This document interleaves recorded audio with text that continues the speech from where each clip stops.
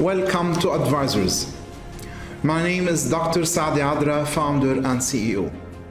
We take joy in networking our partners with the thought leaders of our domain. We feel pride in enhancing our partners' lives through strategy, consulting, and education. We do this with integrity and professionalism, yesterday, today, and tomorrow. We believe in crafting and sharing authentic knowledge that makes our organizations better. We define our success when we can help your organization reach a point whereby you don't need us anymore.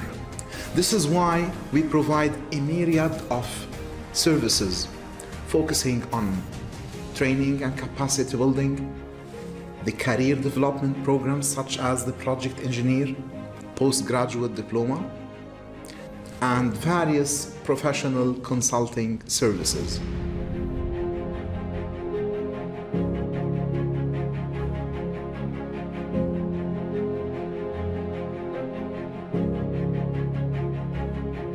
Express my support for advisors. We love advisors. Good evening, ladies and gentlemen, and welcome to Advisors Webinars Pandemic Recovery. I'd like our esteemed speakers please to turn on their camera and audio.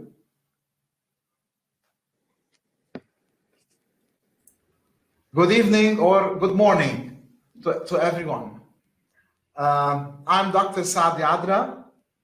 Hello. And I have with me Dr. Ibrahim Kebbe.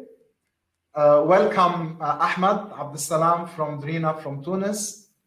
Welcome Robin Speculand from the Ticking Clock guys and other companies from Singapore.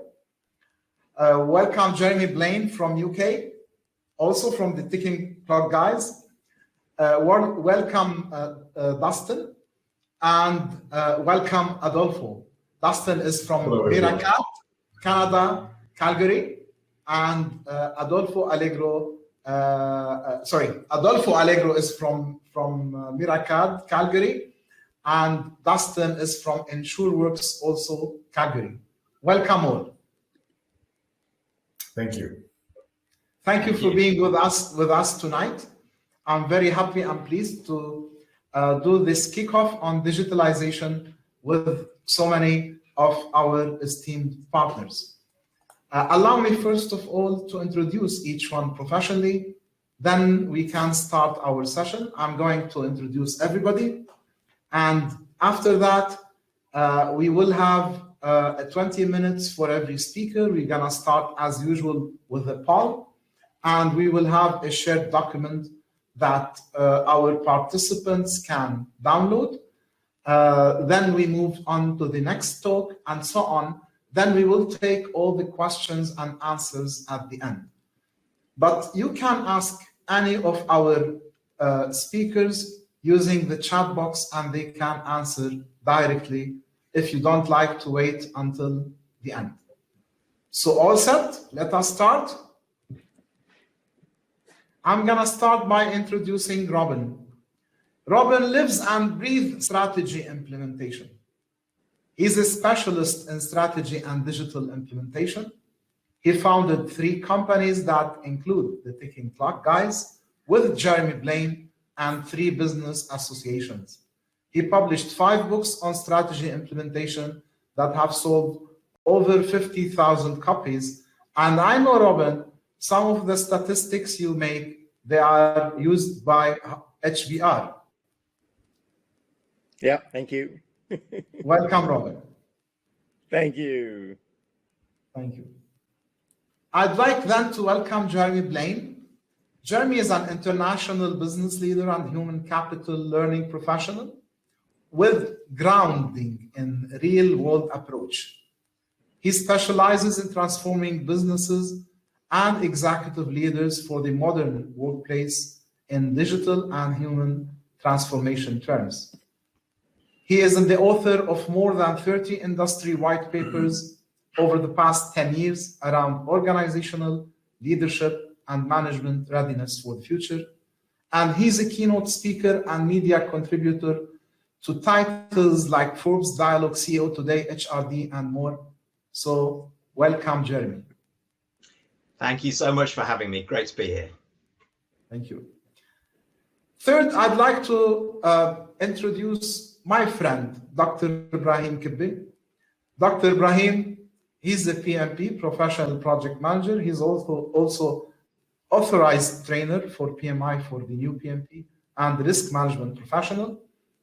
He's a researcher in AI since the mid-90s, right after finishing his PhD in advanced complex systems and heuristics from the Imperial University of Japan at Hokkaido.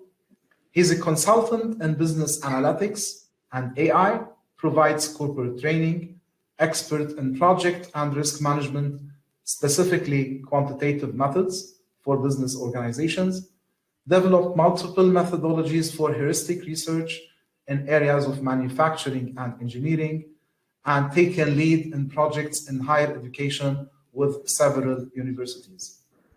Welcome, Dr. Kebbe. Then I'd like to introduce Adolfo Allegro.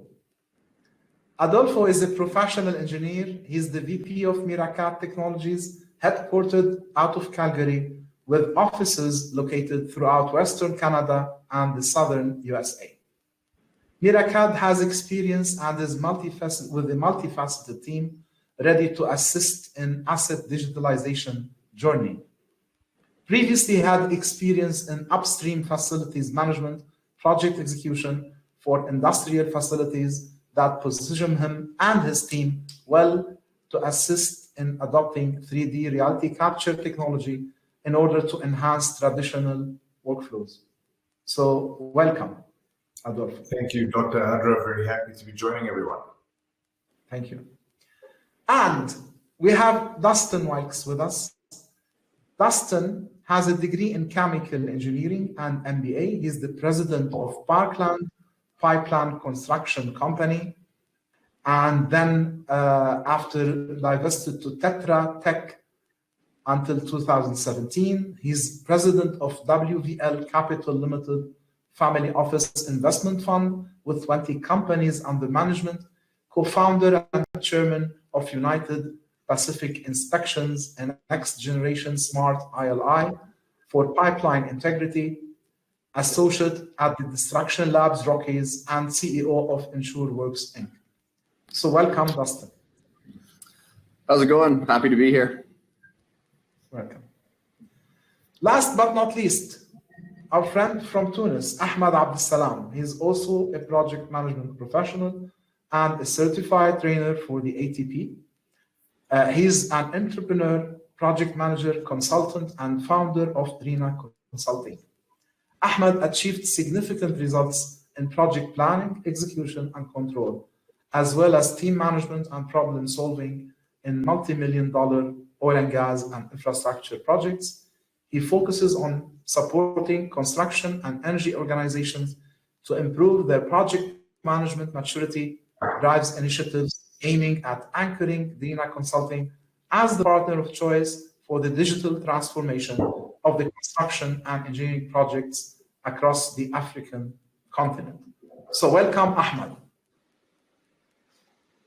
Okay, I think you are muted, but I believe you said welcome back. We'll assume. Okay, excellent. So let us start. We're gonna mute ourselves now and give the floor to the ticking clock guys with Robin and Jeremy. So thank you. And I'd like to invite everyone to work with us for just a moment. Imagine the scenario in your organization. There's a whisper of something new that's just come about. And the CEO's invited everyone into the town hall meeting. And as everyone starts to gather, the CEO walks onto the stage and he says, "Ladies and gentlemen, I've invited you here today for the launch of our new strategy. It is a strategy that will be good for you, good for our shareholders, and most importantly, good for our customers. But I alone can't make it happen. I need each and every one of you to come together, not just as a department, not just as a team, but as a family. Because only as a family can we make our strategy come alive. And he turns to the audience and says, "Are you with me?" And everyone's cheering and pumping their arms. And as the CEO walks away, two guys at the back of the room go, "What was all that about? I don't know, but there's something to eat outside. Let's go and get something to eat." On any given day, somewhere in the world, there's a CEO launching a new strategy. And more often than not today, it's centered around digitalization. But after all the fanfare, the challenge we have is that more digital implementations fail than succeed. Now, just pause and think about what that means for a moment. With all the hard work, the planning, the preparation, the commitment, the dedication, we're still not successful in implementing. In fact, over the last 21 years as we've been researching, we had seen steadily good news that we had been improving. But 6-7 months ago, when we published our latest research, we discovered that for those who had digital in their strategy, 84% were failing. In other words, less than 1 out of 5 digital implementations are successful. And it's my pleasure with Jeremy today, and together with the Ticking Clock guys, to share with you what this is all about. And in the brief time we have with you, our goal is to shake up your thinking. Now, why? Because we're failing more often than succeeding. Less than 1 in 5 digital implementations are successful. Therefore, we have to do things differently, and we have to think differently. So Jeremy and I's goal for our session with you is to challenge maybe some of the core beliefs that you have. Why is it failing so frequently? Well, first of all, implementing digital, it blows up the whole way you operate. That's either going to scare you and you're going to hit the panic button, or you see it as an opportunity. And when we're fortunate enough to be in the room with the audience or be able to see on a bigger screen, we look at people's reaction. And about half the room are panicking because what they're used to, what they've always known, is gone. And the other half are saying, okay, there's an opportunity here. Which are you? For Jeremy and I, we saw it as an opportunity to reinvent the business. We collaborated in 2018 and we interviewed over 1,800 leaders around the world. And that was the catalyst to understanding the state of digital. Earlier in 2015, been working with one of the largest, the world's best bank that has been awarded, and one of the largest luxury companies, who were both 6 years ago already adopting digital as part of their strategy. And that showed us when we were working that implementing digital is not the same as traditional implementation. What do we mean? Well, we're going to share with you a model that highlights the differences. But the key message is that it's not about having a digital strategy, but a strategy to compete in a digital world. Now, let me just pause on this slide because it's one of our more important ones. How you frame your strategy is critical. And when you're looking at just the digital strategy, you could have blinkers on that's missing so much that's going on around you. We've never worked this fast before, and we'll never work this slowly again. And the strategic landscape is radically shifting. MiraCAD Cloud 360 is a complete asset digitization and visualization solution that empowers you with unhindered access to your assets data from anywhere in the world. Cloud 360 provides clarity to your projects by giving you access to various gathered data sources in a single solution.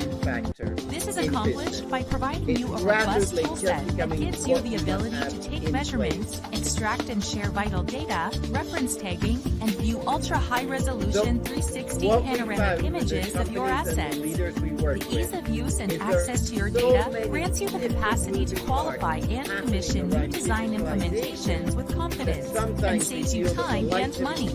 By having quick access to your secure data, you can be assured that any ambiguity in decision-making is eliminated.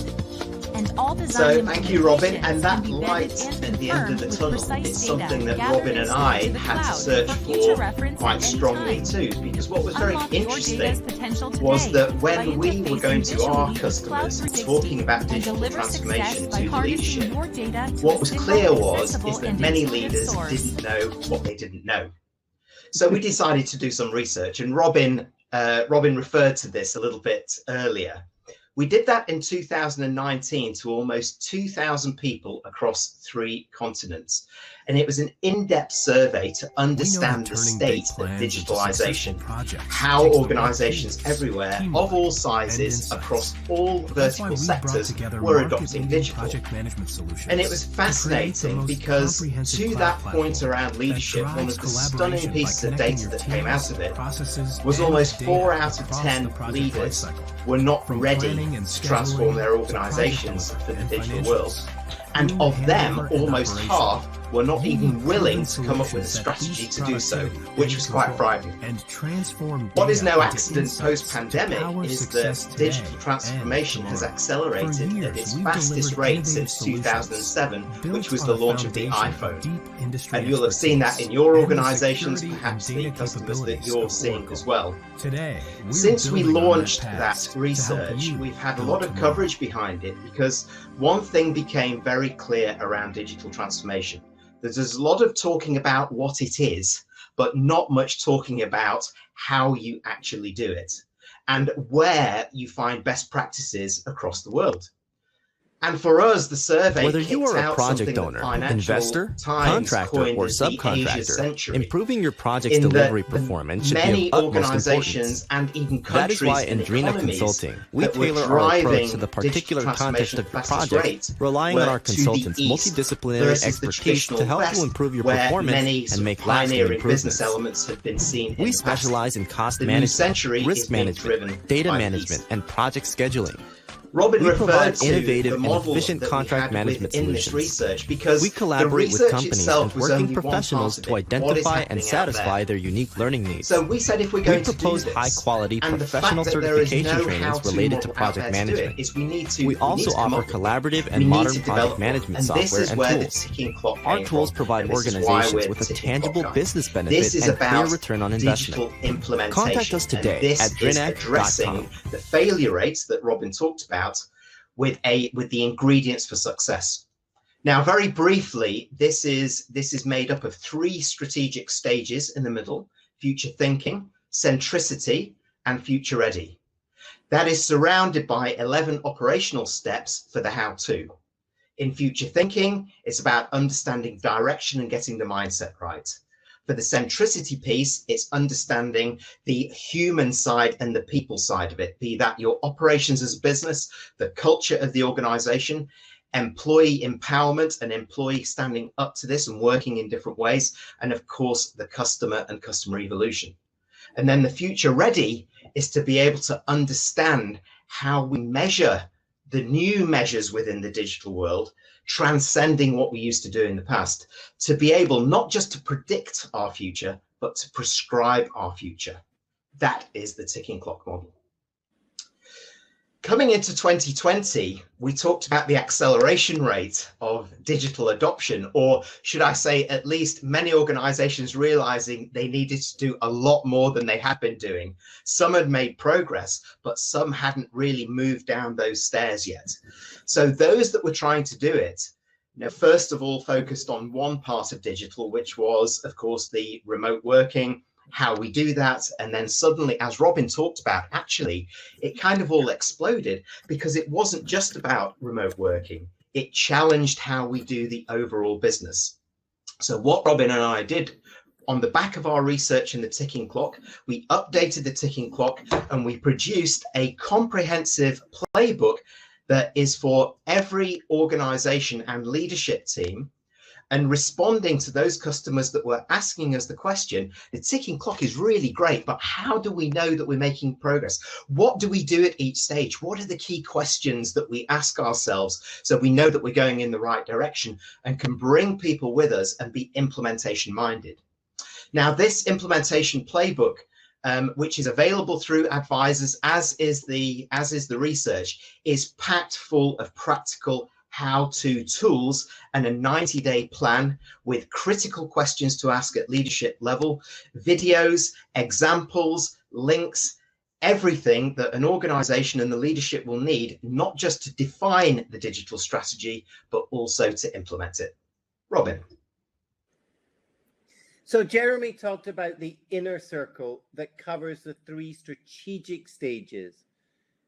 But our goal from day one was to help leaders implement digitalization. And it's almost like you were juggling, like 11 or 12 balls all at the same time. And juggling 3 is hard enough. This is one of the key reasons also why digital implementation fails, because there's so many different moving parts. So you notice, first of all, that it's circular in shape, our model. And even though it's numbered, you can start in different places because the implementation is not linear. So the outer circle helps you understand what it takes. So I'm going to build on what Jeremy shared. Future thinking. So this is how can we leverage the technology in the digitalization into our organization? What does it mean operationally? There are 2 steps. You need a digital vision to articulate what's going on and what needs to be done. And what the digital vision does, it gives us that alignment and conformity in the direction. Under number 2, we have develop leadership mindset. In our research, we discovered one of the top 3 reasons why digital implementation fails is because leaders sign off on the concept, but continue to run the business as a traditional business. Lines of authority, long meetings, bureaucracy, it fails because you need to be agile and leaders are fighting against it. So we work with the leaders to understand what it means to lead in a leadership world, in a digital business.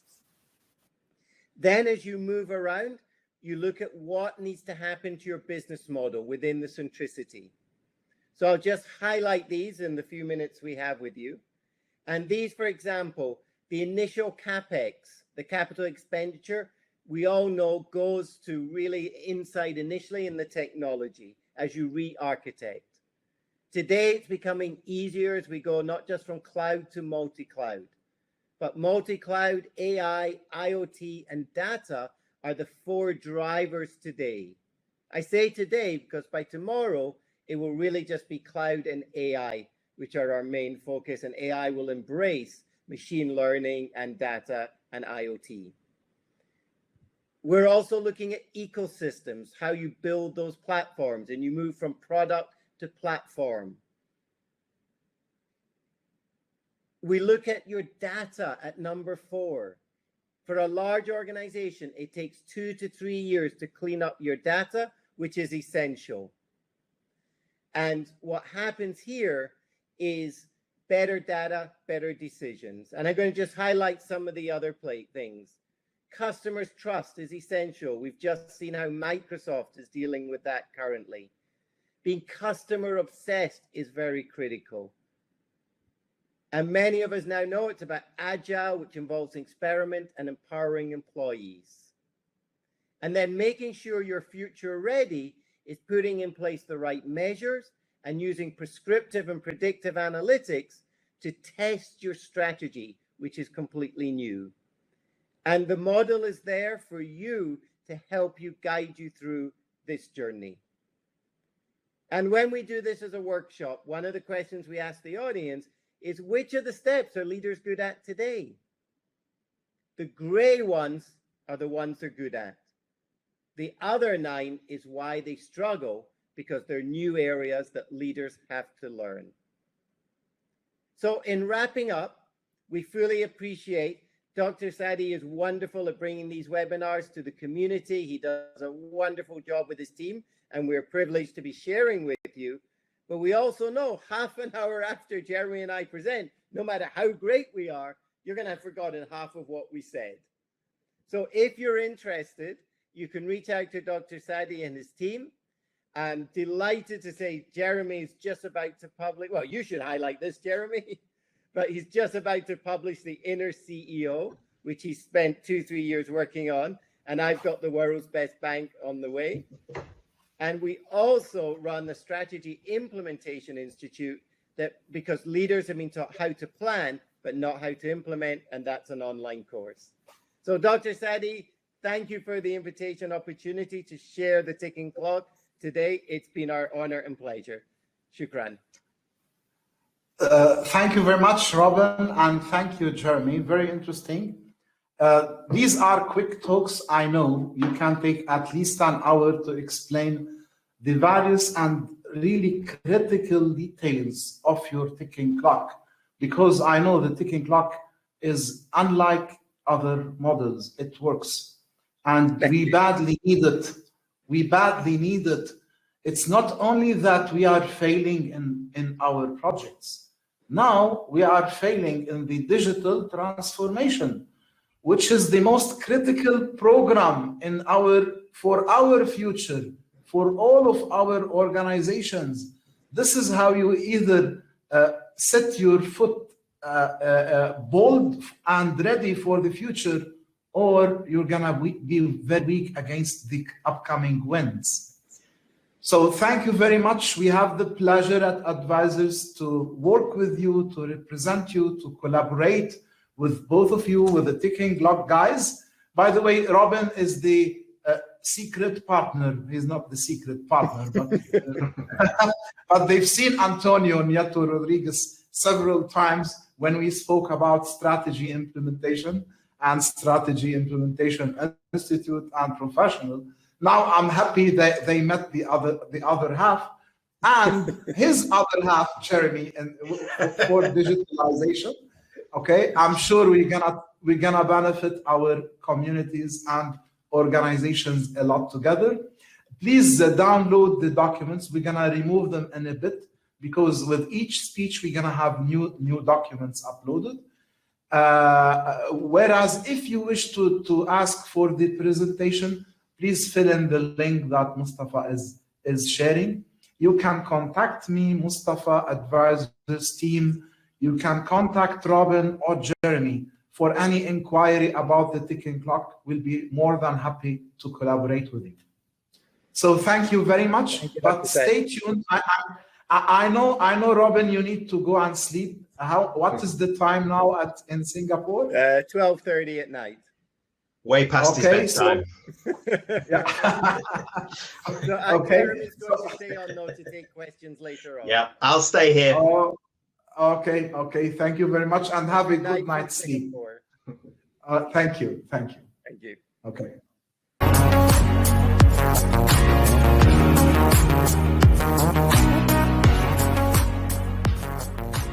Hello, I'm Jeremy Blain.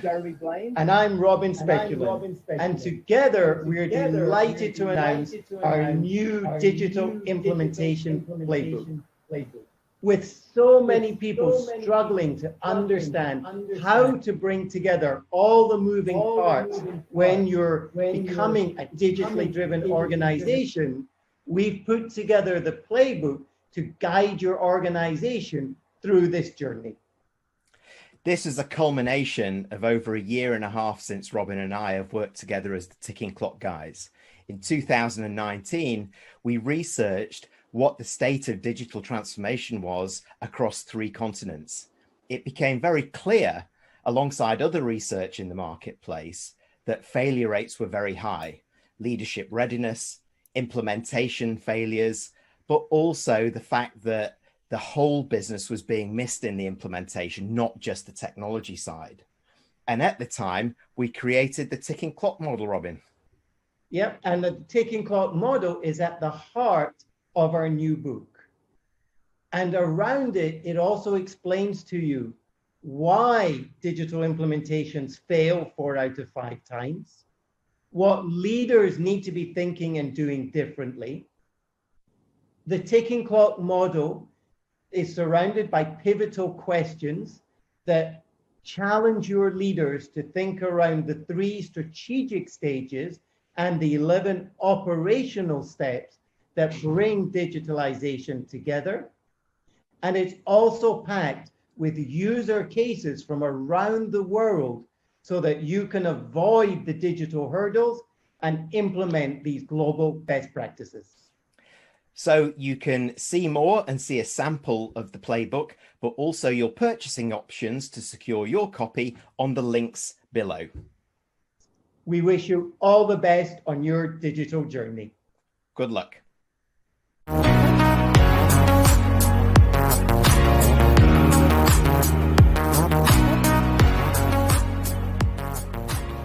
So many people believe it's about uncertainties. Okay. It's going this way. It is going this way. Well, I guess the viewpoint is very well noticed now.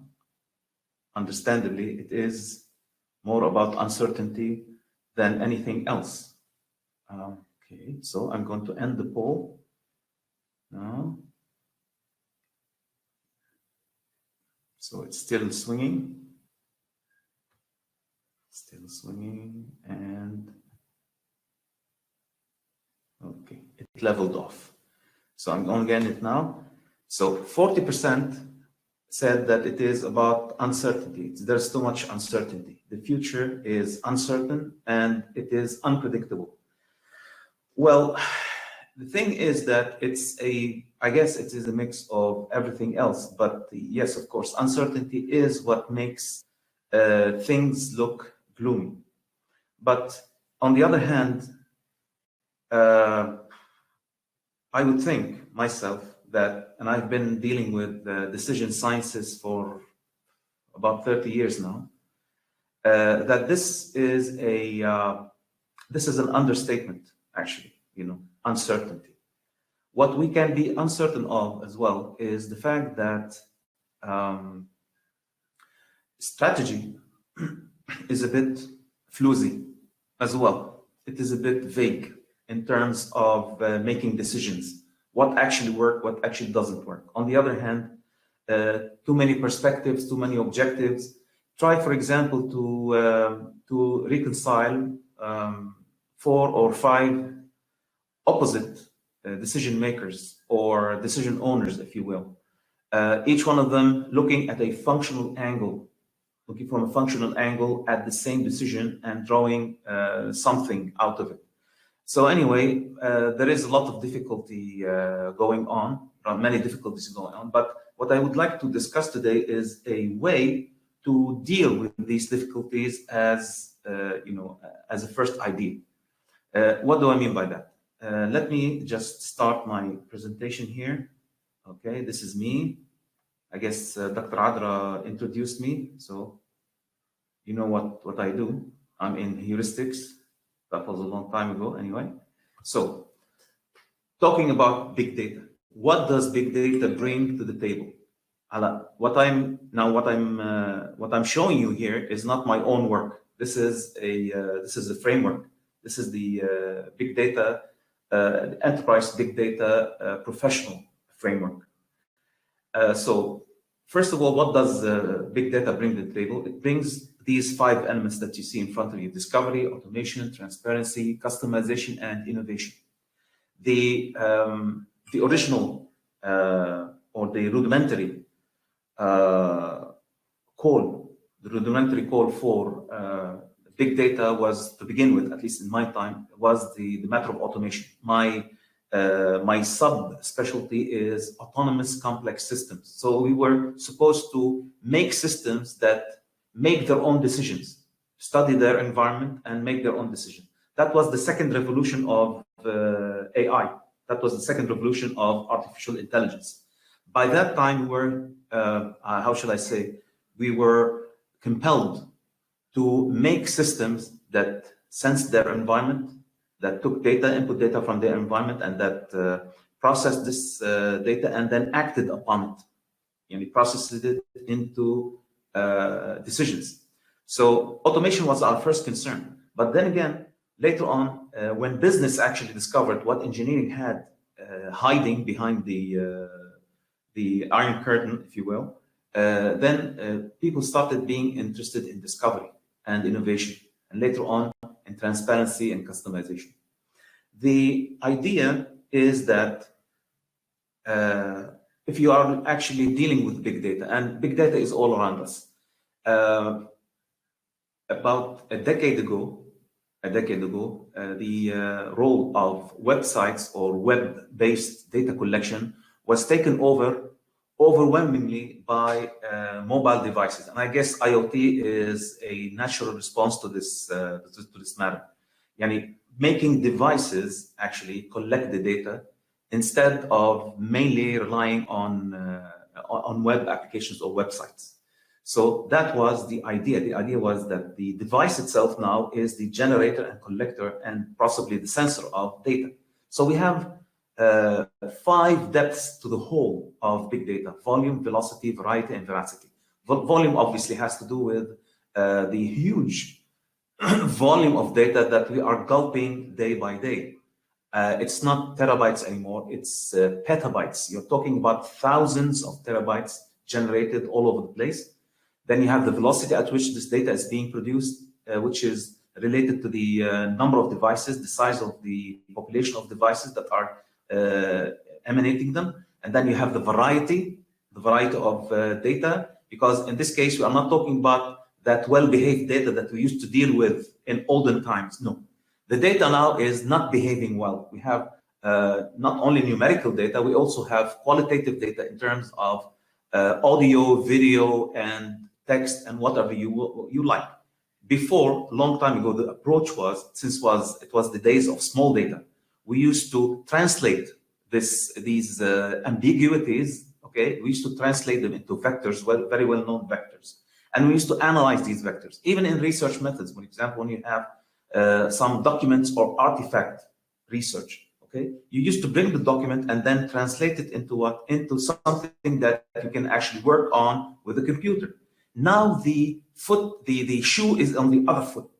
Now we are actually going for devices. Okay, we are going for devices and systems that would actually go to the data instead of making the data come to it cleaned.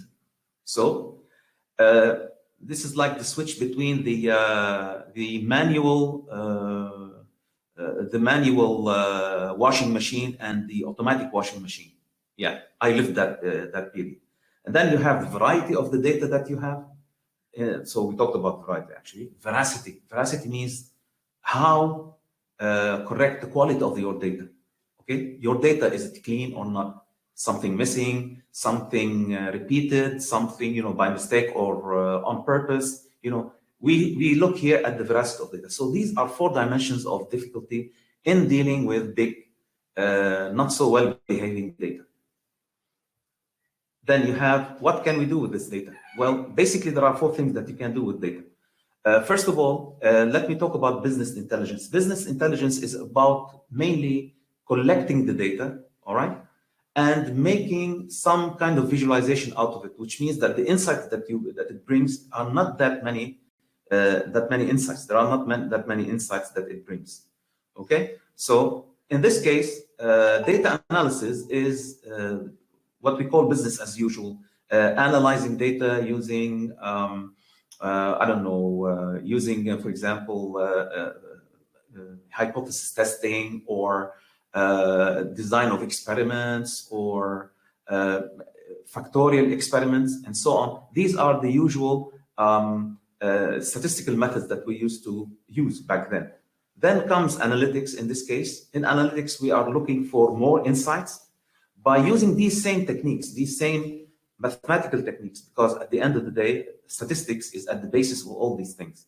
So we use these statistical techniques in order to discover more types of data. For example, working with discrete data. We're working with discrete data, which is the majority of data that is available. And then comes in big data with the 4 dimensions of difficulty that we talked about. And then everything is revolutionized, especially with the advancement of the processing power and so on. Okay, and then we look at the framework.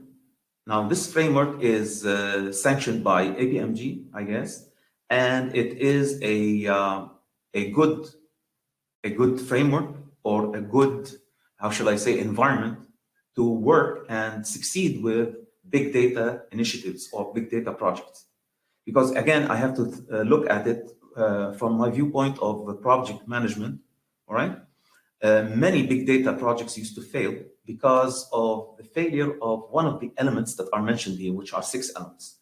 First, you have big data strategy, obviously, and then based on that strategy, you have an architecture, an infrastructure, and then you have the big data algorithms that are the number crunching, or shall I say data crunching engine. And then you have the big data functions, meaning the roles and responsibilities that are present within the ecosystem of big data. And finally, you have the big data processes, which is the steps that you take in order to put everything together and come with the results. At the end of the day, everything is rounded up by AI. AI is the, if you want, is the extra mile you go. It is the cherry on top, as we are going to see. So if you look at the strategy in this case, the first thing you need to do is you need to define your business objectives. This is from the pure business viewpoint, because by the end of the day, you have to fit big data initiative to these objectives. You have to fit it to them, not the other way around. The other way around was, by the way, why most of the projects, most of the initiatives, big data failed. They tried to subjugate the objectives, the business objectives, to the big data capabilities. In this case, it has to be the other way around, like what's happening here. Execute a current state assessment, just in order to fill the gap, between where we need to go and where we are at now. Identify and prioritize the use cases. Use cases in this case would be like business cases that exist for initiating projects. You have to find a footing for this big data utilization, and then you formulate a big data roadmap based on which you embed this roadmap within your change management process. For example, like a project which is meant to initiate big data in a certain company. Then comes the architecture. Of course, the architecture here is like a how shall I say? It's the infrastructure of everything. It is the traffic. It is the basis on which everything is built. So you have the strategy, which is like a plan, and then you have the architecture, which is like a blueprint. It is the blueprint of the digital firm. So what you have here is you have 2 dimensions: the dimension of information value chain and the IT value chain. In terms of the information value chain, you are thinking about the infrastructure in terms of the data itself, whereas in terms of IT, you are thinking storage, you are thinking dissemination, you are thinking databases, you are thinking traffic, So in this case, and in between, you have multiple roles that are played by the data providers and consumers.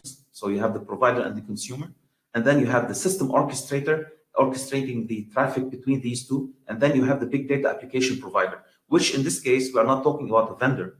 because the nice thing about this framework is that it is vendor-free. In fact, if you look at Hadoop, for example, Hadoop is the basis of the infrastructure of big data, and Hadoop happens to be open source, it's for free.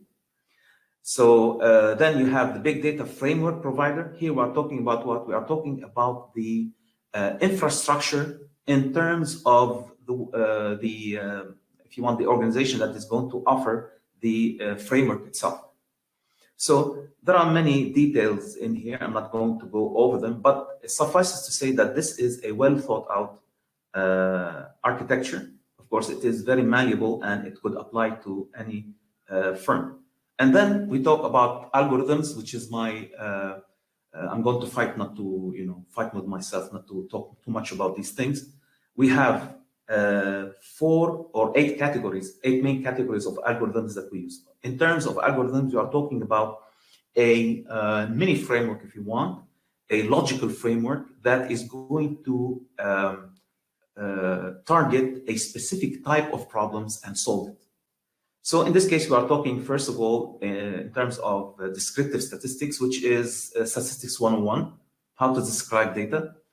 Then, because describing data actually gets you some ideas, some insights that you cannot get out of tabulated data. For example, you have to describe them within a curve or whatever. Then you have statistical inference. In this case, I'm talking hypothesis testing. You want to test certain hypotheses.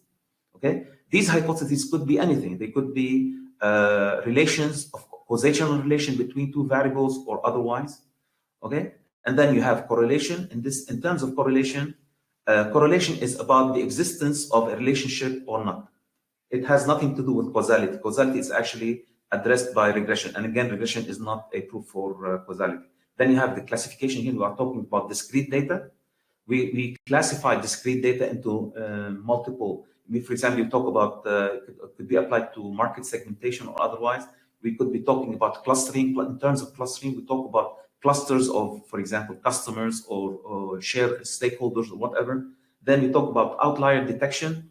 This is very helpful in detecting, for example, fraud. It is used in fraud analysis, for example, or spam detection. And then data visualization is like something that everybody uses to visualize data. Then the processes here, as you can see, you have 3 types of processes. The main process is the data analytic process, which is something that it is at the core, and it is based on 2 other processes: the data management process and governance process, linking strategy of the blueprint to the execution of the blueprint. And then you have the functions. In terms of functions, we have 3 main functions in big data. We have the function of the big data engineer, who is responsible for, or architect sometimes called, who is responsible for the infrastructure. And then you have the analyst, okay? And then you have the scientist who develops the algorithm, not just act upon the algorithms like the analyst, but the scientist actually customizes these algorithms. And then finally, the final thing is about artificial intelligence. Artificial intelligence is like the additional step beyond big data. Why? Because the difference between it and big data is one thing: cognitive analytics. Cognitive analytics turns the interest into looking at how cognition works. The aim is at mimicking human decision-making through machines, which means that the machine has to absorb the same thing that a human absorbs. Like, for example, natural language processing, NLP, understanding speech or turning speech into data vectors, knowledge representation, automated reasoning, and finally, machine learning. Machine learning is the utilization of some algorithms that would actually learn from experience, taking sensory data and turning this sensory data into knowledge. By the end of the day, there is also a new field, relatively new field. It's back within the last decade. It was flourishing within the last decade of deep learning. Deep learning is like, if you want to compare it, deep learning is to machine learning or is to big data analytics what simulation is to optimization. In simulation, we let the system run by itself and improve itself. The same goes for deep learning. In deep learning, you leave the system to learn on its own and come up with its own recognition, like face recognition, for example, and the driverless cars. It's big on that. I guess this is the end of it. This is the frameworks, big data analytics, and okay. So if I move on? No, just a second. Okay. Okay, thank you a lot, Dr. Ibrahim. Very interesting about big data. One thing I'd like to announce that Advisors is one of APMG international partners. I myself became the first certified partner for accredited trainer for managing benefits, and we are currently advising managing benefits. So people can take the course and the exam even in Arabic. Now, another thing is Dr. Kebbe is under process to become the accredited trainer for big data with APMG. This means you can attend both the course and take the exam online. So far, the content provided by the Enterprise Big Data Framework and the exams are edited by APMG. They have the Enterprise Big Data Professional and the Enterprise Big Data Analyst. Soon they will have the Big Data Engineer and the Big Data Scientist, which Dr. Kebbe has been speaking a bit about within the framework. Again, for any interest in big data, please contact us directly and we'll be happy to assist you.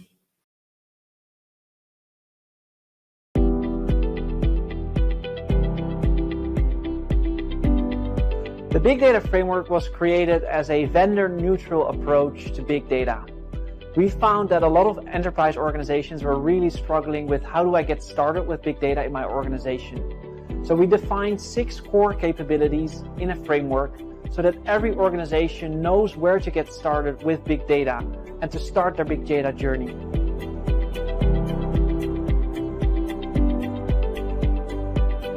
Well, the Big Data Framework was actually developed for a lot of different people because it aims to get everybody educated that wants to get started with big data. What we've tried to do in the framework is design a number of different certifications for different specializations. So there's an entry level for people who don't have any experience with big data at all.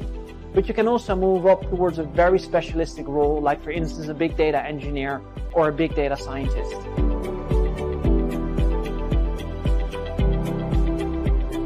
What we really try to do is make the Big Data Framework available as an open source approach. So this means that you can get started tomorrow. You can download all of the books which are available for free on the website bigdataframework.org. So here you can get started with educating yourself, which is probably one of the most important aspects of anyone working in big data. It's all about knowledge and skills.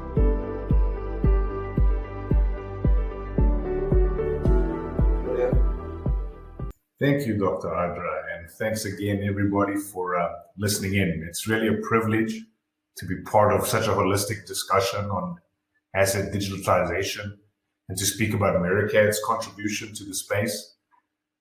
Thinking about ticking clocks, architecture diagram, we really do fall into, that outer circle specifically focused on that slice on how to architect and strategize on managing and visualizing your digital assets.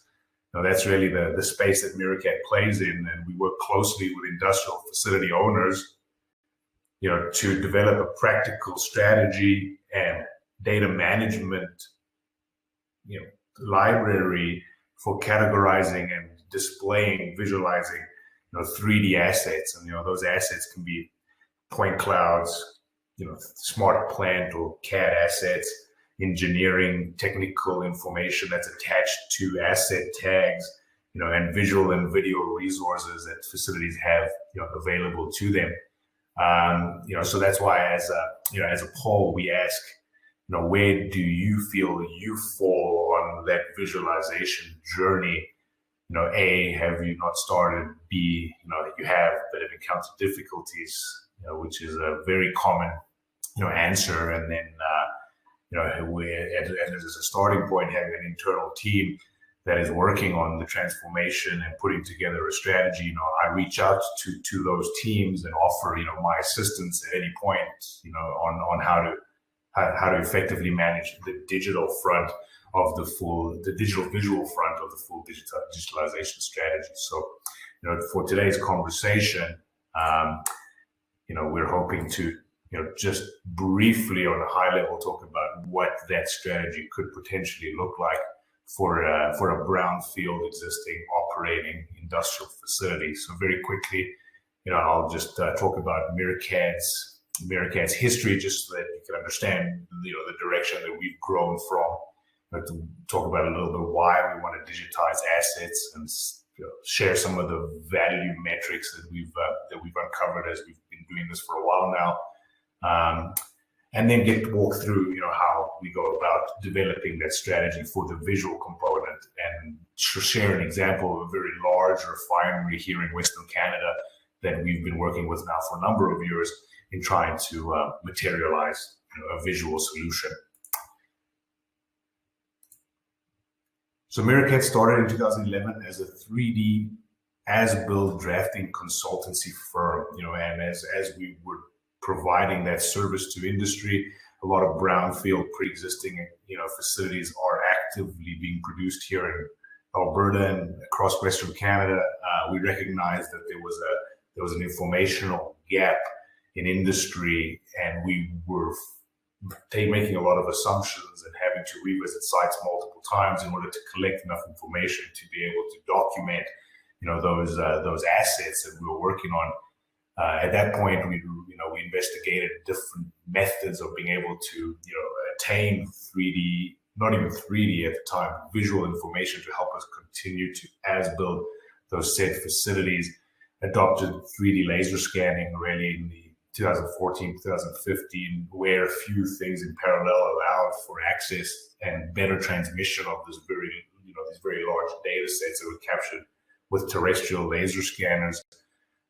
Incorporated photogrammetry and other techniques to be able to capture information at site to supplement CAD work, and recognize that there was a niche here for specializing in reality capture, and through that journey found a further gap that while the technology was there to very comprehensively capture your assets in a digital way, there was no good visualization tools to be able to share all of this good information with your stakeholder groups within your organization. So MiraCAD then transitioned to developing a cloud-hosted platform for being able to visualize digital assets. And so as it stands right now, we're like a very mixed team of engineering, surveying, 3D designers, and software development, to provide a turnkey reality capture and digitalization service for industry. So why do we care about digitizing assets? What are the benefits to you, the facility owner? In today's day and age, reduced visits to sites has become a very prominent value proposition for these initiatives.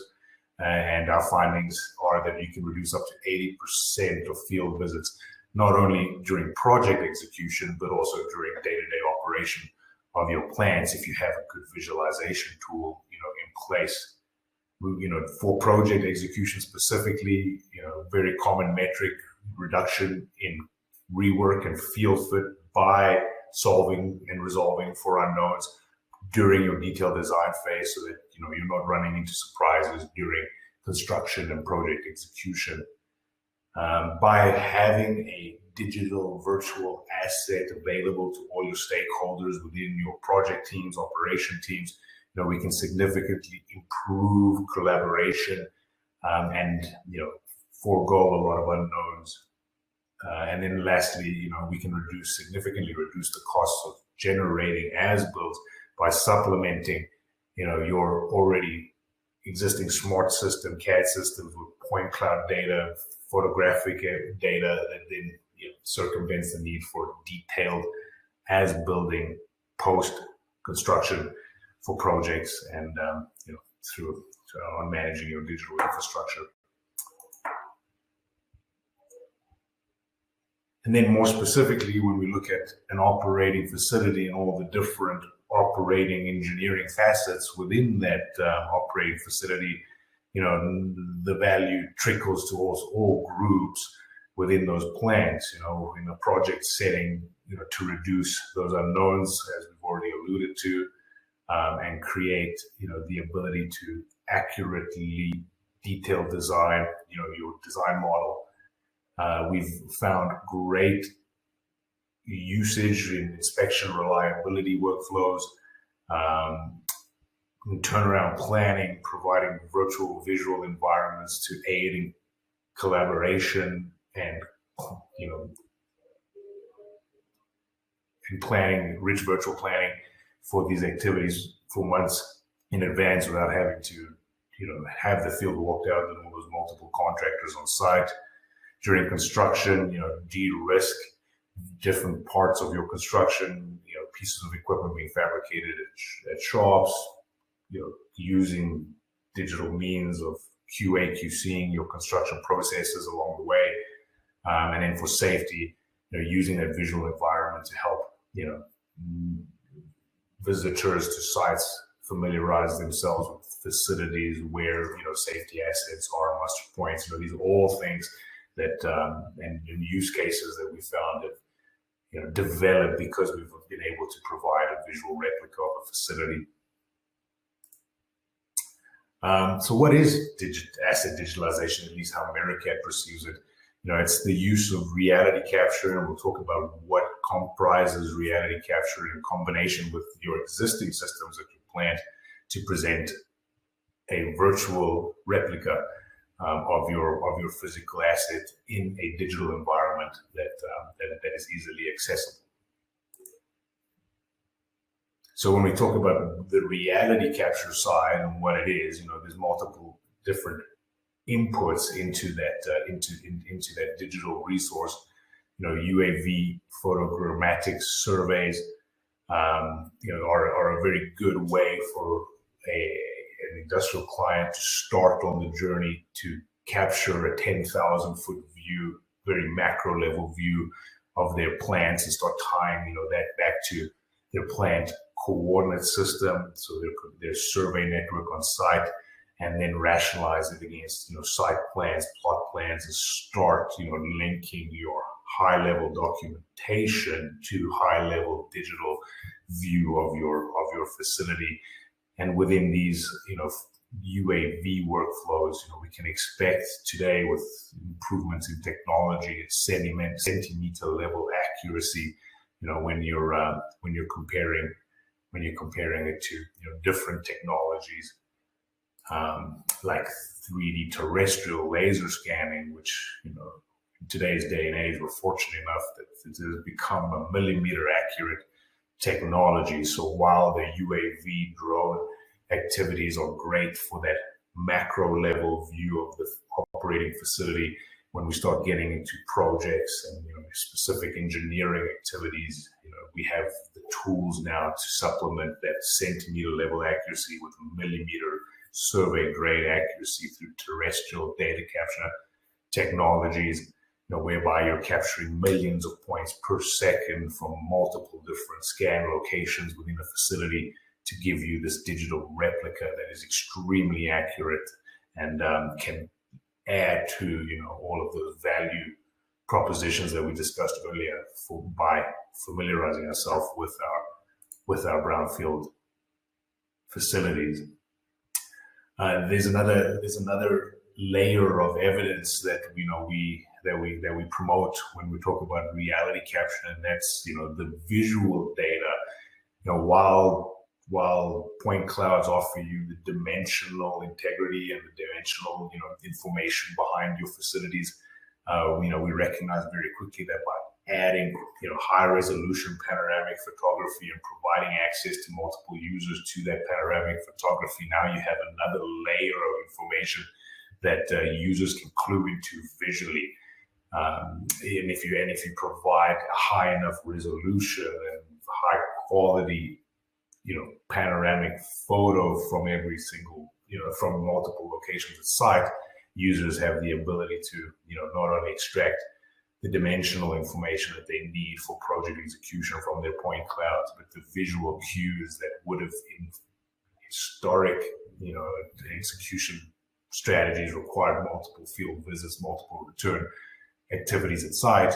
The visual element certainly does circumvent that. And when we start speaking about some data connecting and automation on the back end for tying back into existing engineering resources, data sheets, 2D documentation, by running OCR on those high resolution photos and identifying tagged assets in the field, we start peeling back one of the layers of the onion on how we can connect, what we're visually capturing in the field to what we're documenting, from an engineering perspective for a facility.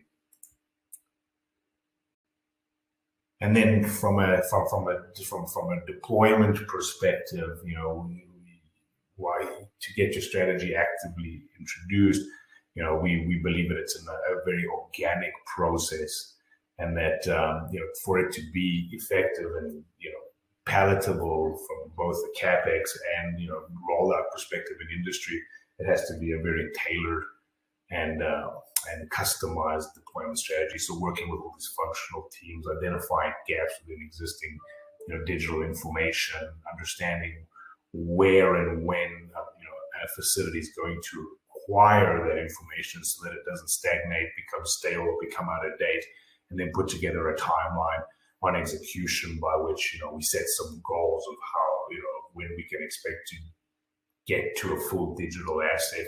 At which point, once you digitize that asset, now you can start talking about an as-built strategy for maintaining that digital footprint accurate and up to date as changes continually keep evolving within the plant environment. So, very, very, very high level, this is how we can start thinking about introducing our digital aspect to this whole digitization macro level strategy. So very, very quickly, some of the things to consider as you're going through this, particularly on the 3D data side, very, very importantly, site-wide control, having a digital backbone to which you can append all of your 3D assets, point clouds, photographic, and CAD, kind of that common theme that ties these all together is, their relation back to a coordinate system. Every plant typically has like a managed survey network, survey monuments on site that we use for construction. By creating a digital backbone that's, instead of 8 or a dozen points throughout the facility, millions of points, by creating this 3D survey control network, you can start plugging in all the pieces of that information that's pre-existing. So we do this with facilities and create this site-wide survey control network, installing a multitude of localized control targets, and develop basically a 3D skeleton to which we start appending muscles and organs and fibers as we work with functional groups of a facility. So your starting point is that come up with a capture plan of, once we've developed that skeleton, once we've established that survey control network at site, which groups within the facility are going to need information when. So we collaborate with all the functional groups that we spoke about a little earlier on, turnaround, projects, inspections, and reliability, and develop a strategy that jives with your capex availability for being able to capture that assets with the end goal that over a period of time we've got a digital footprint of the entire site, which is tied back to plant survey control by being very accurately located on your site survey. All of your drawings, 2D or 3D CAD assets, will have the same or similar, geo reference as your digital asset. And then once we've gotten to the point that we've developed that complete digital virtual environment. Now we can start having conversations about how do we effectively as-build, develop processes and procedures internally as an operating facility to, post construction, laser scan, and as-build, your digital library, and then incorporate standards and specifications that are going to allow for the integration of new data as it's acquired. We recognize that more and more workflows are going to begin incorporating 3D laser scanning, high resolution photography, photogrammetry, drone captured UAV information, and all of these things need to be understood for how we're going to implement them and attach them to this library seamlessly, so that you can continue to organically grow this picture of your site. And then another consideration in all this is, once you have that digital site, how can we provide seamless access to all of the stakeholder groups that we would like to benefit from having remote access to this 3D visual information. And now we start getting into the conversation of selecting a platform for visualization.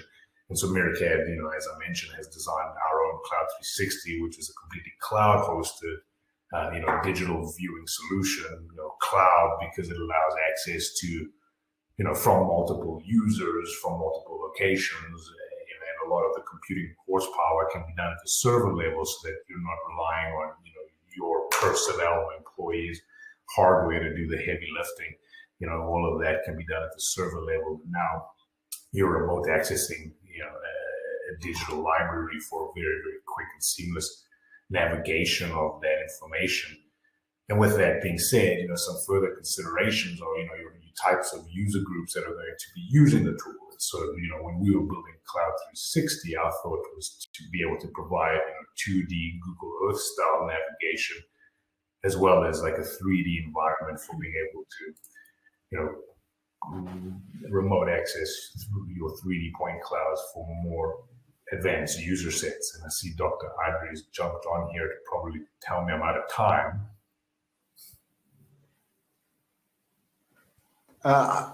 Take, if you like, a couple of minutes more, please. Sure. So so once we've established the visual access to your information, now you start realizing all of these good value adds from different user groups within your plant. And so, to just showcase an example, we have an operating refinery here in Alberta, in which they've collected over 10,000 laser scans and high resolution panoramic images spanning the 5 square kilometers of their plant. We established a site survey control network that's a growing entity within the plant, with at the time 200 localized survey control monuments that continually are expanded as new areas of the plant are digitized. And an activity like this was completed over 14 days, and it's provided that digital backbone that then you can start growing and appending information on, and essentially filling the gaps where you have informational gaps. And it becomes very obvious to your, to whomever's operating within the tool where those gaps exist. And to show the capability of the viewer and the cloud solution, and how we've approached the big data challenge in all this. We competently have 10,000 scan stations, an access of 15 terabytes, hosted for a facility on a cloud-hosted solution that is, that performs well and is not subject to latency or bandwidth issues if you're a user. So, very, very promising advancements in this field. A lot of it is thanks to, new technology in the capture side, new technology in cloud storage, as well as advancements in, bandwidth and internet connectivity. So all very good things. So that's That's it for me. Thank you for listening in. I hope it is a complete asset digitization and visualization solution that empowers you with unhindered access to your assets data from anywhere in the world. Cloud 360 provides Adolfo, please mute your computer. You access to various gathered data sources in a single solution. This is accomplished by providing you a robust toolset that gives you the ability to take measurements, extract and share vital data, reference tagging, and view ultra-high-resolution 360 panoramic images of your assets. The ease of use and access to your data grants you the capacity to qualify and commission new design implementations with confidence and saves you time and money. By having quick access to your secure data, you can be assured that any ambiguity in decision-making is eliminated. And all design implementations can be vetted and confirmed with precise data gathered and stored to the cloud for future reference at any time. Unlock your data's potential today by interfacing visually with Cloud 360 and deliver success by harnessing your data to a single, accessible, and intuitive source. From the industrial design and construction marketplace. And so we've kind of come here through Panoptica and the company specifically EnsureworX in order to solve some of the problems we saw both from a full implementation design and construction, right from the engineering side all the way down to through the construction implementation. So we're going to try and we're going to actually show our solution here as quick as possible. And like all managers, I try not to do hardly anything myself. So our product manager from EnsureworX for Panoptica will be here. That we've created the platform we're trying to create in order to the design environment right down through to construction. So what we're going to do is we'll go through kind of our vision and how we're trying to change the industrial workflow, starting at the engineer. We'll kind of go through the traditional model review and how we're trying to kind of integrate a fully integrated design management perspective in design. And then we'll kind of get into our collaborative platform that we've created and what we really think can help speed up economics in the large industrial complex, right from time scale through to engineering, design errors, and construction operability.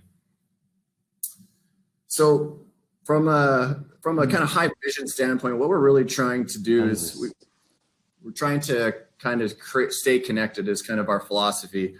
The idea is kind of automating our workflows through innovative collaboration. So we believe collaboration is innovation. And one thing we noticed from being both on the engineering and construction side, there's so many hit points within, whether it's in a design discipline or whether it's in a construction discipline. It's really hard to connect everybody, and it's really easy to have mistakes over time. And now with technology that's available within any type of with the multiple different types of digital assets, whether it's point cloud systems, which we just saw from MiraCAD, whether it's augmented reality, virtual reality, obviously computer-based, or through iPads, we have lots of technology to connect us quickly rather than the old way of doing paper RFIs and notifications through emails. And then, as everyone knows, going through an industrial process is so quick that if you miss something down the road, timescales tend to pile up. So when we look at the industrial workflow within construction, or I guess within the industrial setting, one thing we notice is that it's highly complex, many touch points, many positions where errors or miscommunications can happen and do happen on a regular basis.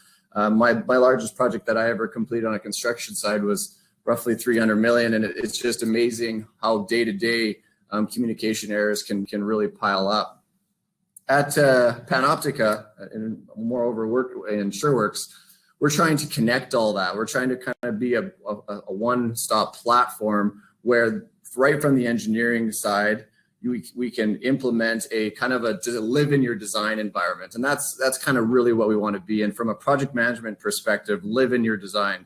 So right from the point of the point of drafting, whether it's through AutoCAD or through Hexagon or Viva, the plan really is live in your design.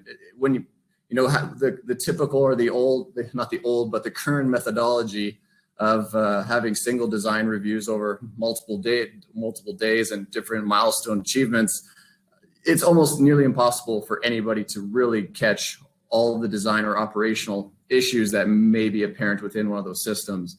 And we believe through the use of constant visualization and the ability to be in your design environment, whether it's through augmented reality, through an iPad, or through just typical web-based, you can connect to all your teams, and teams are getting more international all the time.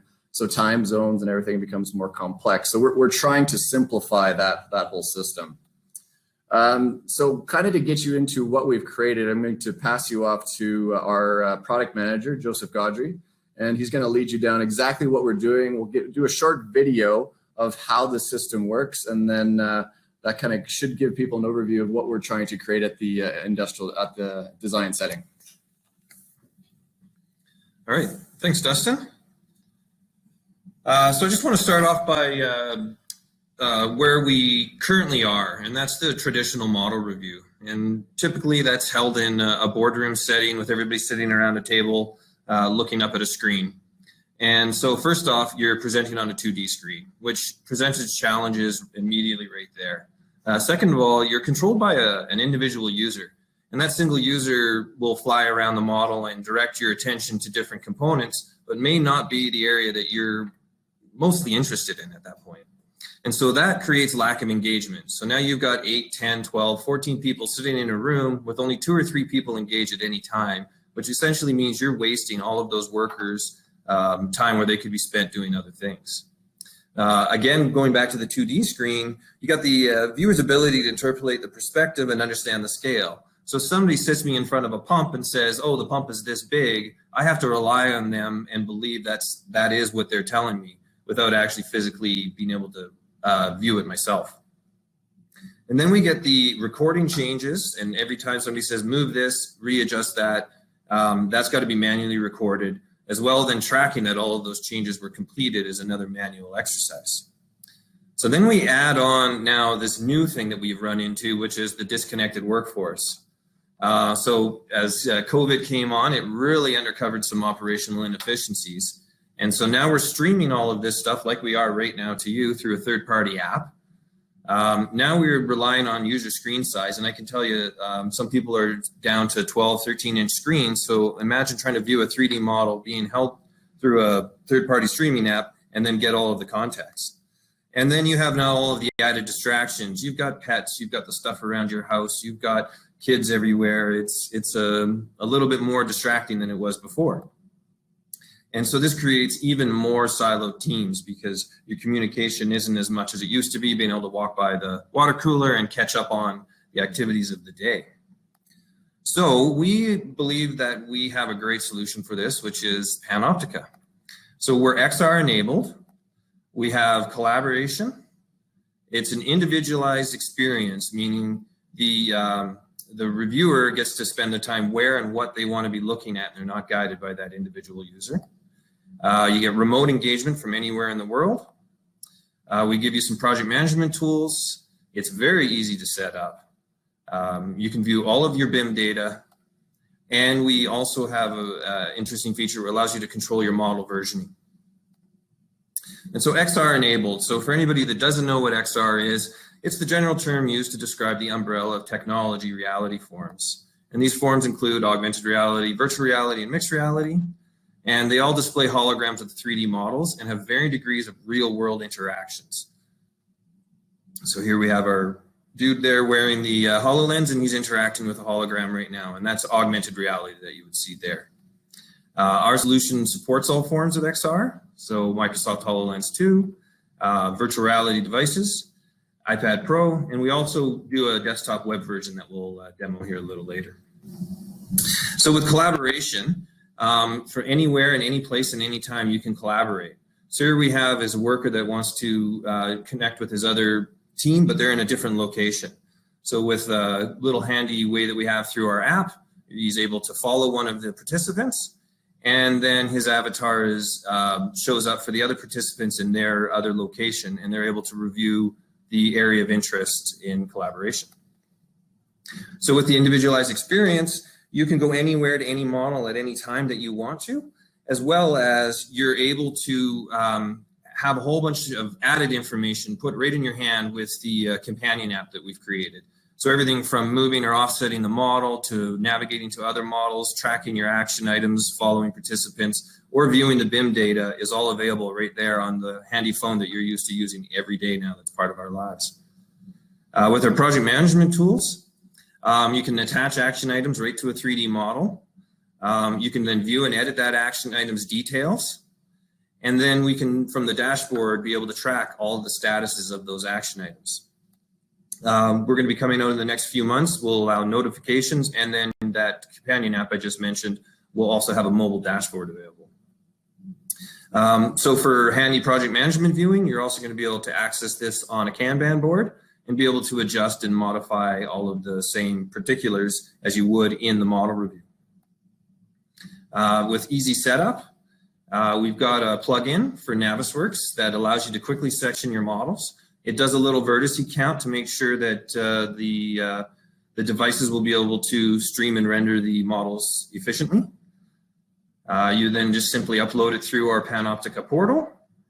And lastly, because the XR devices don't know where you are in the model, you actually have to place what we call spawn points, which allows you to set the locations that you will spawn into the models and be able to do your reviews. This is, because it's all web-based, is instantly viewable to any participants that are invited to the model review. So if you change anything, it will be instantly updated. Here's a couple of quick shots of BIM data that we're demonstrating. So we've selected this elbow right here. You can see that we're getting the descriptions of what kind of material it is, sizes. In this case, they had a line number associated with it. And so any BIM data that's available within the model will be able to present it in this format. We have it shown on the computer, or on the web version on the left, and then on the right is the companion version off of the phone.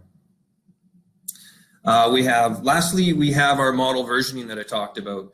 And so different models will go through different iterations. And then as you hit a major milestone, we will control and rev up these models for you and track your iterations. I'm going to go right into a little video for you.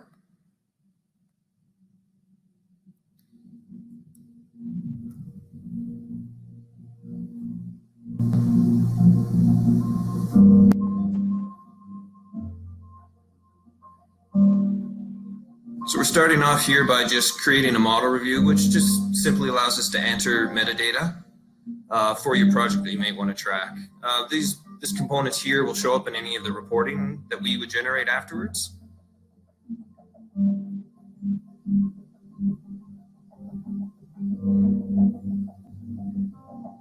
And to have a good model review, we have to make sure that we invite participants.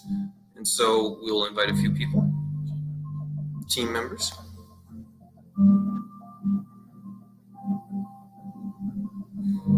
We pop over to NavisWorks, and we're going to section a piece of the model out.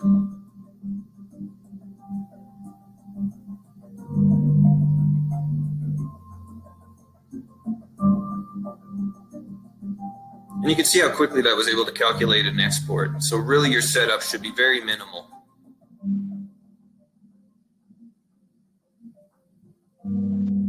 We'll flip back over to Panoptica. And we call these scenes, so they can be any section of your 3D models that you want. And we'll upload the file. And as you can see there was a version already, and we created a second version. Here we're adding your spawn point. So now we're telling the device where to place the people in the model when they join.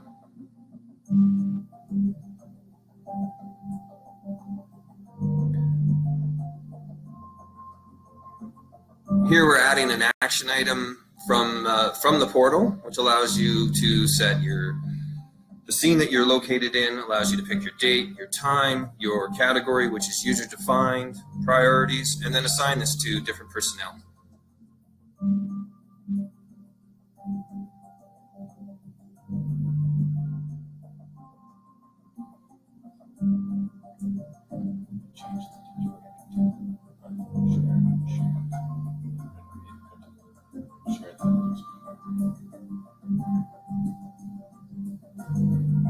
finally, just a little bit more of the Kanban features.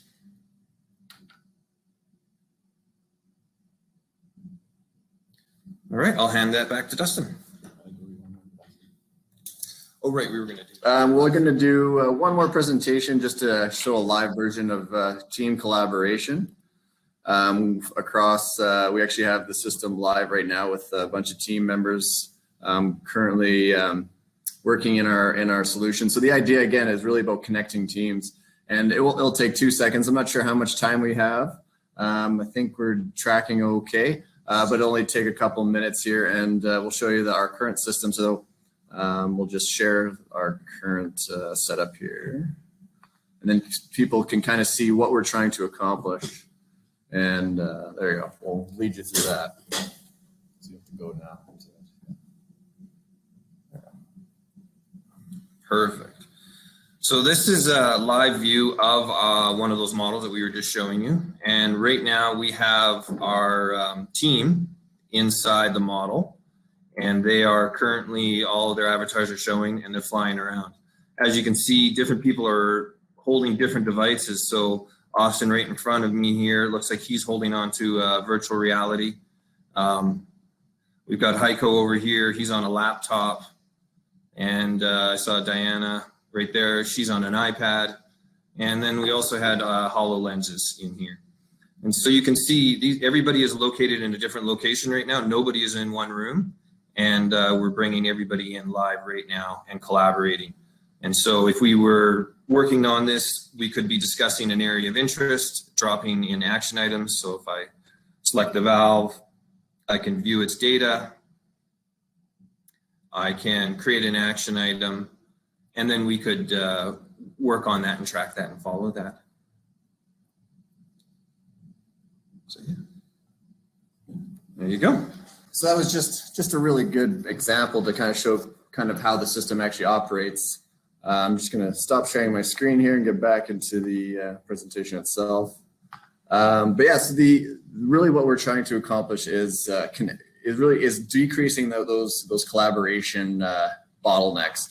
And by doing that, we can decrease cost efficiencies, or I guess cost overruns on projects. Anyone who's ever built, and I know it's heavily a fairly large business, especially in places in Saudi Arabia and in the Middle East, is anytime you go through a project, it's almost impossible to maintain things on target, both schedule and cost wise. And we believe the fundamental error in that is being able to connect all that whole supply chain. So for us, it's really about, while there's lots of viewers and there's lots of different ways to visualize work and data and flows, our thoughts are that we have so much technology here. It's about collaboration, really is innovation. And that's what we're trying to accomplish with all that new technology. Thank you very much, Dustin. Well, I had the chance last year to see the old model. And we went together with Jeff and Omar to the Eastern Saudi Arabia, to the oil and gas companies. And we did several live demos.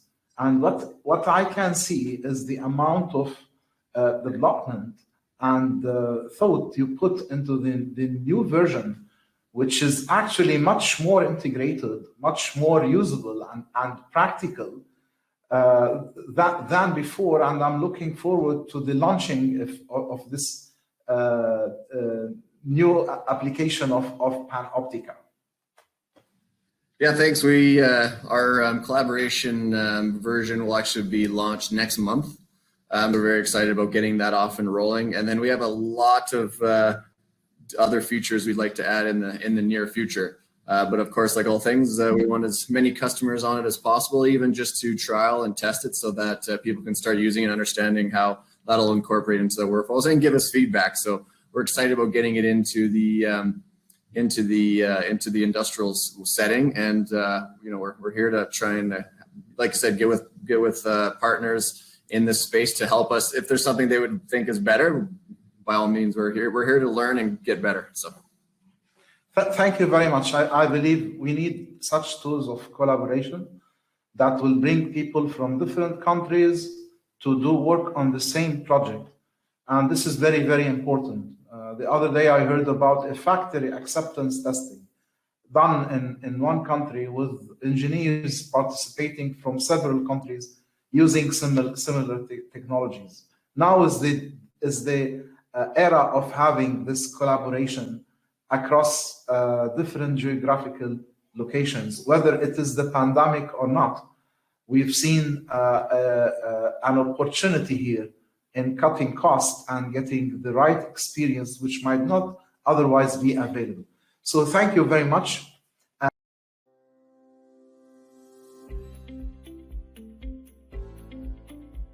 EnsureworX is a company focusing on revolutionizing the industrial design process. By utilizing the technology developed by VisWorks, specifically Panoptica, we believe we can fundamentally help the design implementation process be much more efficient and precise. EnsureworX software platform is a SaaS-based model called Panoptica. It allows you to automate your BIM data process effectively, ensuring increased productivity is achieved. EnsureworX has enabled for our customers, when using the Panoptica platform, the ability for team collaboration in a one-to-one scale, real-time environment, anywhere, any place, and any time, and in any environment. Panoptica will allow collaboration and discipline-specific task coordination, a beautiful platform that can be utilized on multiple platforms, including virtual reality, augmented reality, web-based, or iPad. Rather than waiting for a design review or operations input, coordination can be done automatically and efficiently by tagging and assigning tasks to individuals as required. The system then will become a single source of truth in the design complex. To get more information on our SaaS platform, Panoptica, and how it can address your business needs, feel free to visit us at our website, EnsureworX.com. There you can even look to book a demo and experience how your project teams can truly collaborate in an immersive mixed reality way. We'll ensure it works.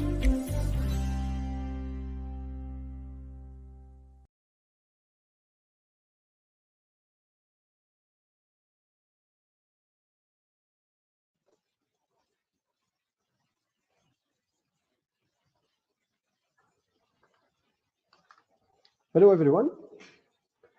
Before moving forward with capital project digital transformation, I would like to present Drina, actually the original one. It's exactly what you can see in the picture. The Drina is a traditional artifact which is part of a unique fishing technique invented in Kebbe Island in Tunisia. The sustainable technique has been recently inscribed on the UNESCO representative list of the intangible cultural heritage of humanity.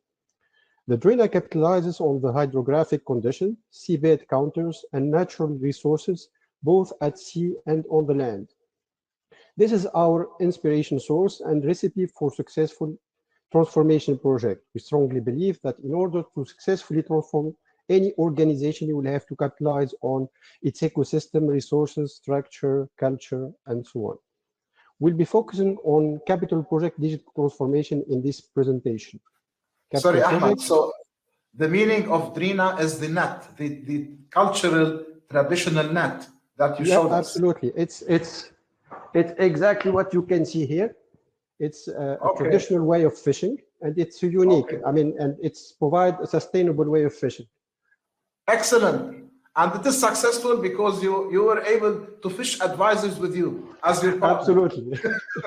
Okay. So capital projects are difficult environments where significant risks are involved, large amounts of values are at stake, complex and cross-functional capabilities are usually required. And it's all governed by strict and quite complicated front-end loaded management processes. According to a recent survey by Blain and Company, 34% of capital projects go over budget and 84% encounter delays. If I allow myself to borrow Antonio Neto Rodriguez's metaphor, imagine this happening in plane. I mean, imagine 84% out of the flight crashes. This is catastrophic. And according to the same survey, the average delay is about 2.5 years. And about 20% of delayed projects extend 5+ years beyond the initial estimate. That's 5+ years of foregone cash flow, often enough to kill your project return on capital or investment.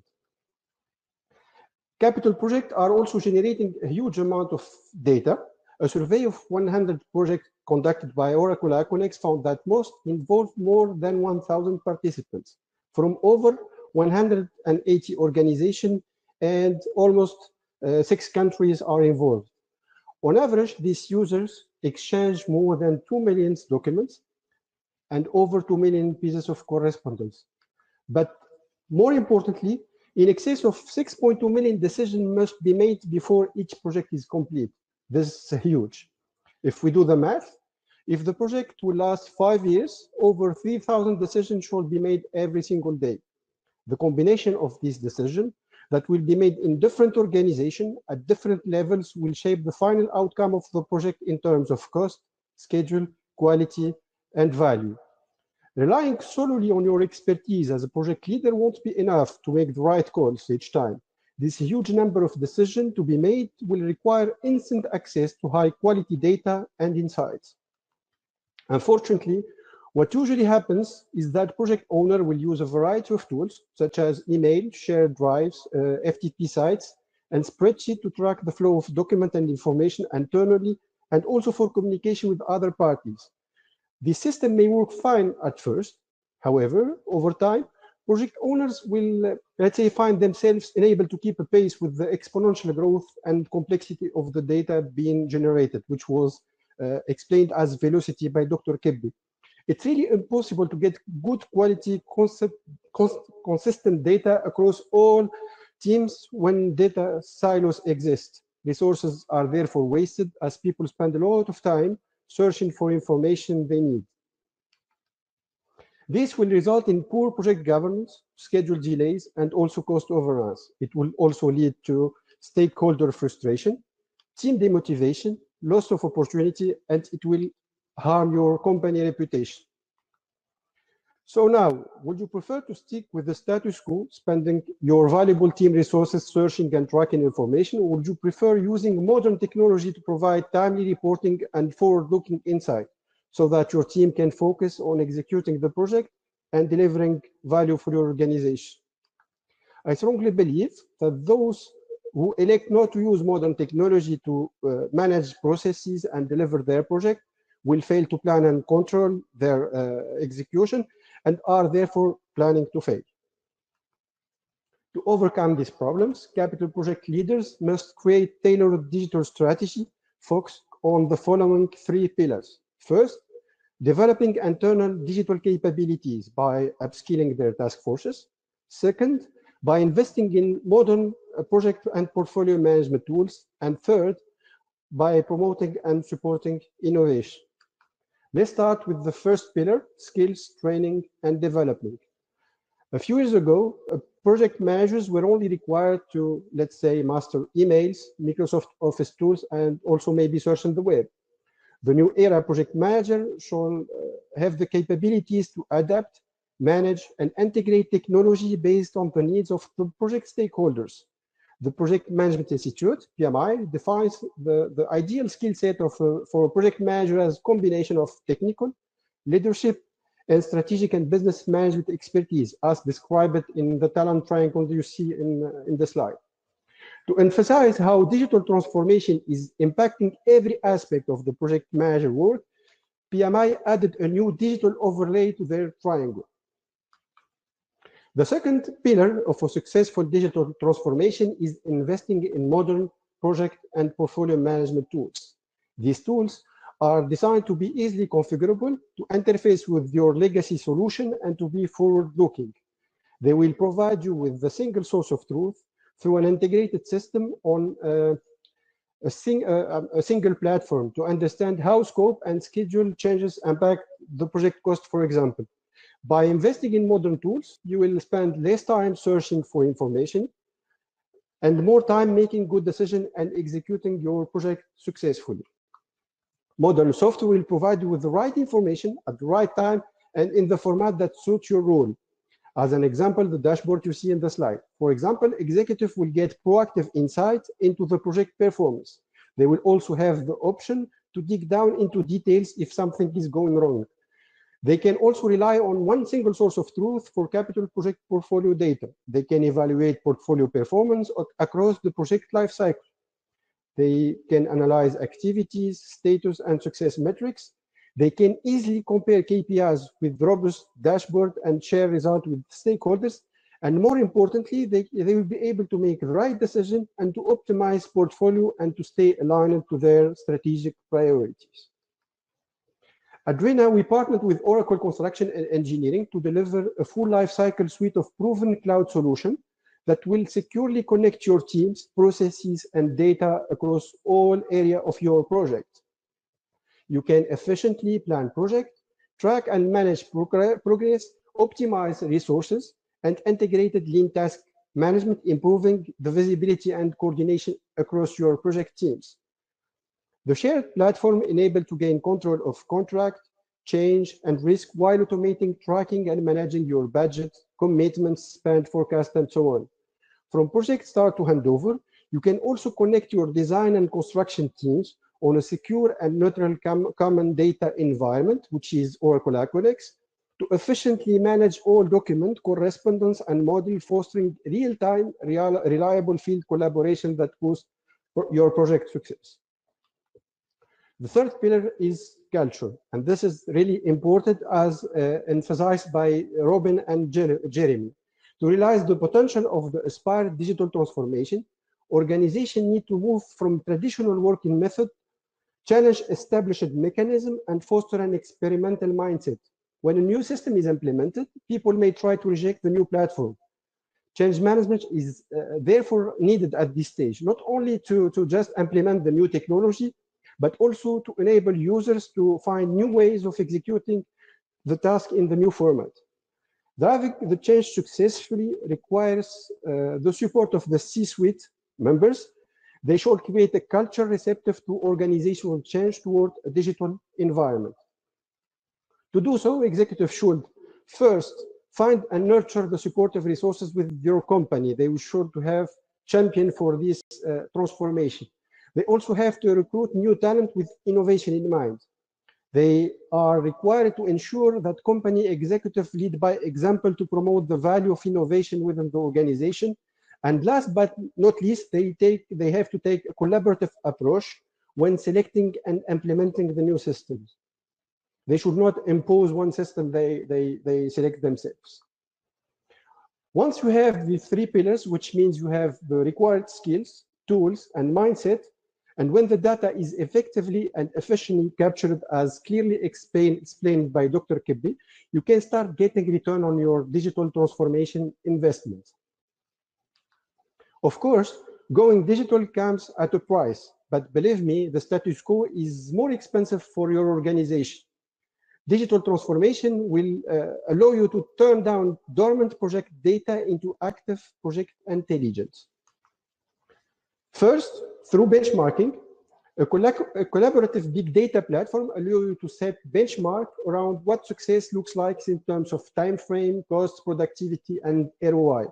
Second, through faster and more thorough reporting, you will be able to create reports on operation more frequently and in real time. This insight can drive continuous improvement across your entire portfolio, and this is really important. Third, through better risk prediction and avoidance. Having one platform for all project information will help you avoid miscommunication, oversight, and errors. By implementing data analytics, you will also be able to detect potential risk or problems early and take action faster. Fourth, through more effective project change management. The faster you can detect, monitor, and manage your changes, the more likely your projects are to stay on track from budget perspective, from scheduling perspective, and also from a safety perspective.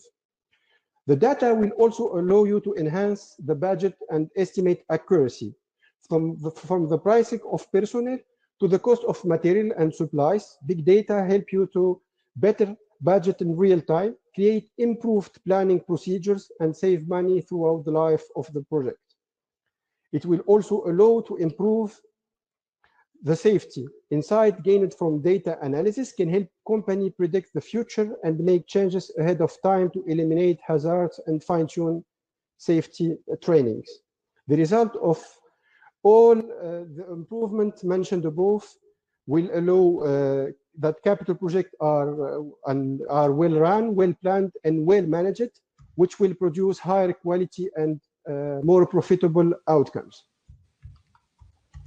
To finish, I would like to let you know that in today's world, disruption is the new norm. Technology laggers won't only be less profitable, but they will face extension. If you don't want to become the next dinosaurs, you will have to immediately start your own transformation.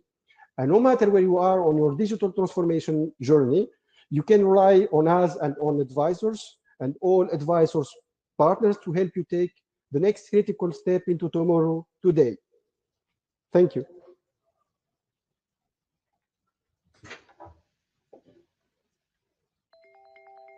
We know that turning big plans into successful projects takes the right tools, teamwork, and insights. That's why we've brought together market-leading project management solutions to create the most comprehensive cloud platform that drives collaboration by connecting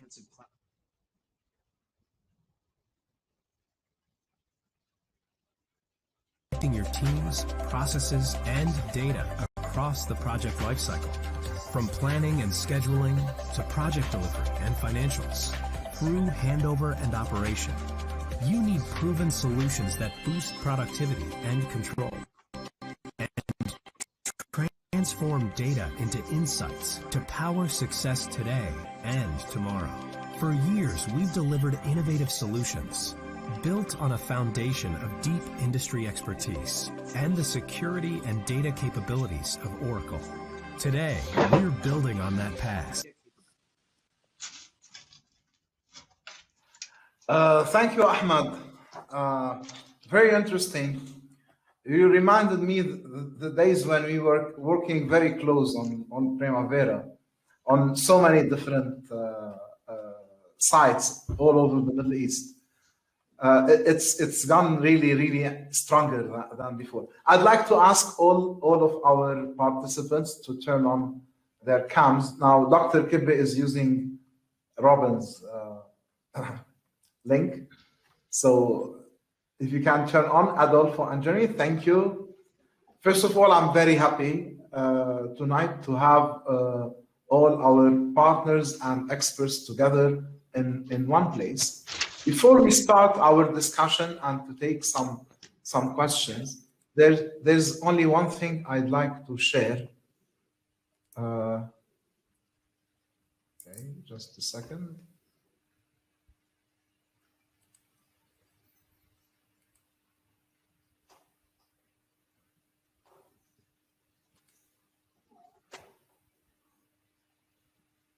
It seems this is not sharing properly.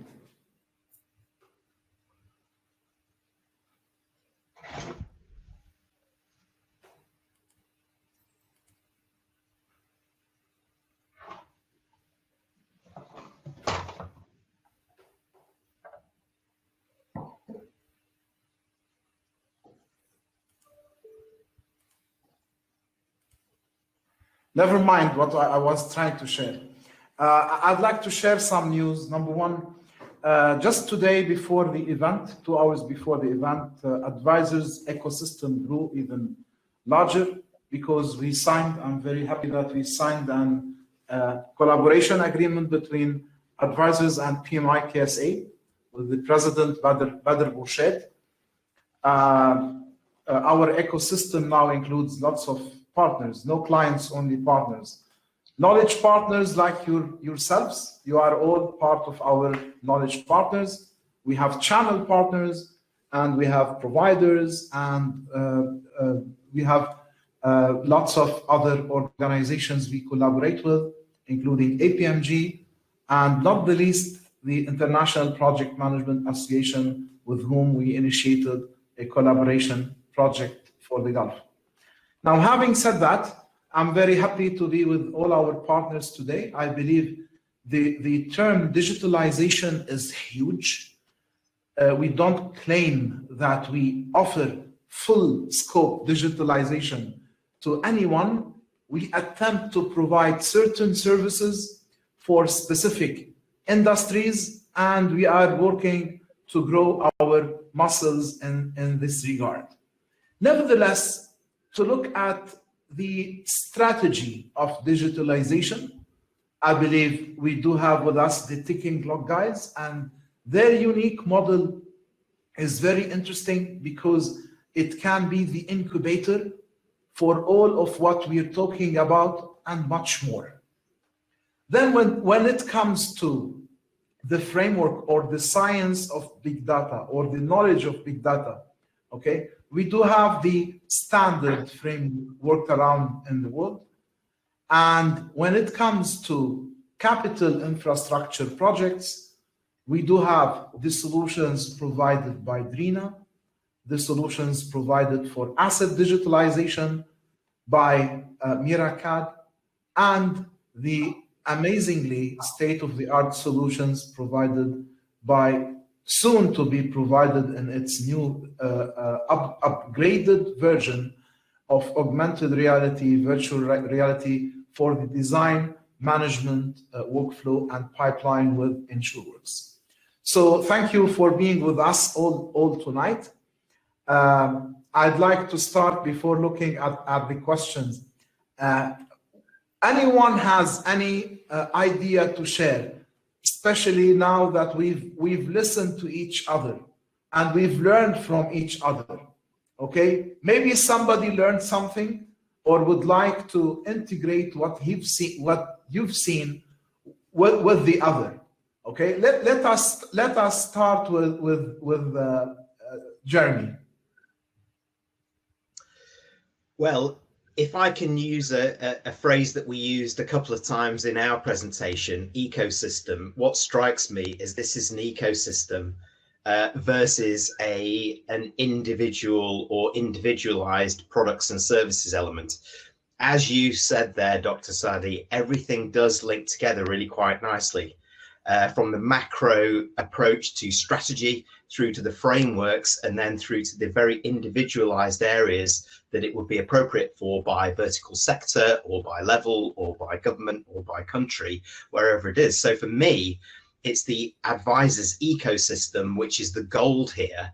And the fact that we're talking at the leading edge of where business is trying to transform, still trying to transform, we could be the voice out there. Thank you very much. And do you have anything to resonate on that, Adolfo? You know, it was very fitting, you know, having the ticking clock presentation kick off today's presentation because, you know, as I mentioned already, I think at a very macro level, it really ties in all of those components that are necessary to kind of achieve that full digitalization journey. You know, as we're here listening to all these other presentations, it makes me think about how do, you know, we integrate all these separate components like MiraCAD without, you know, our thin slice of, you know, of that pie, you know, how we can connect with, you know, like the guys at EnsureworX, which are actually local to us. And I'm thinking that we should maybe take a conversation offline on how, you know, the VR, AR element can integrate into like the point cloud brownfield digitalization environments, you know, to add a bit of a layer of information and visualization into what we do, but also, you know, how do we tap into the likes of Jeremy and like some of these strategic discussions that he's having, and you know, get more granular on proposing good solutions to customers that are obviously outreaching at the macro level for help on these initiatives. So that's sort of like my sense on, you know, how this platform can connect industry experts to realize, you know, very, very applicable strategies. Thank you. And you see, Dr. Kebbe, what MiraCAD are handling are big data. I believe you mentioned terabytes within one single site. How many terabytes was terabytes? Petabytes. No, he's talking terabytes within the facility, one facility. Right. So currently, you know, one facility we're managing here locally is, you know, about 15 terabytes. But then what's impressive about that is that it's 15 terabytes on a remote cloud server accessible by 1,500 users within, you know, that operating facility. They can access that information from home, from their, you know, Microsoft Surface tablet, that we're starting to break the constraints of, high horsepower CAD stations, high horsepower internal server networks. It's interesting to see this revolution, how we can tap into that big data using a lot of these tools, right? And then, the exciting part is when that AI component comes into play. That you mentioned Hadoop, and we've been kind of looking at that as well, because we scrape the visual for tagged assets, and then have been looking at an integration strategy with the database management tool to be able to now take that visual cue of where that actual asset exists and connect it with all of the intelligent information that supports it. So Dr. Kebbe, MiraCAD they have big data, but it is not random big data. It's highly structured big data for a specific purpose. Okay, what can the protocols you work with, which are basically, I know, made for the random big data that flows around to find relevance or provide a solution to a certain problem or a challenge. How can we make a marriage between the flying big data and the systematic and clean big data they have? Well, as the saying goes, calm seas do not make a seasoned sailor. AI is the key to incorporate these rebellious chunks of data. So AI can actually be trained to sift through all of these contingencies and basically extract these vector rules that are going to turn these otherwise unstructured data into structured ones. That's the idea. I mean, AI is the final, if you want, it is the mutation that actually rejuvenates the genes of big data. Okay, remind me of that movie. Okay, X-Men of X-Men, yeah.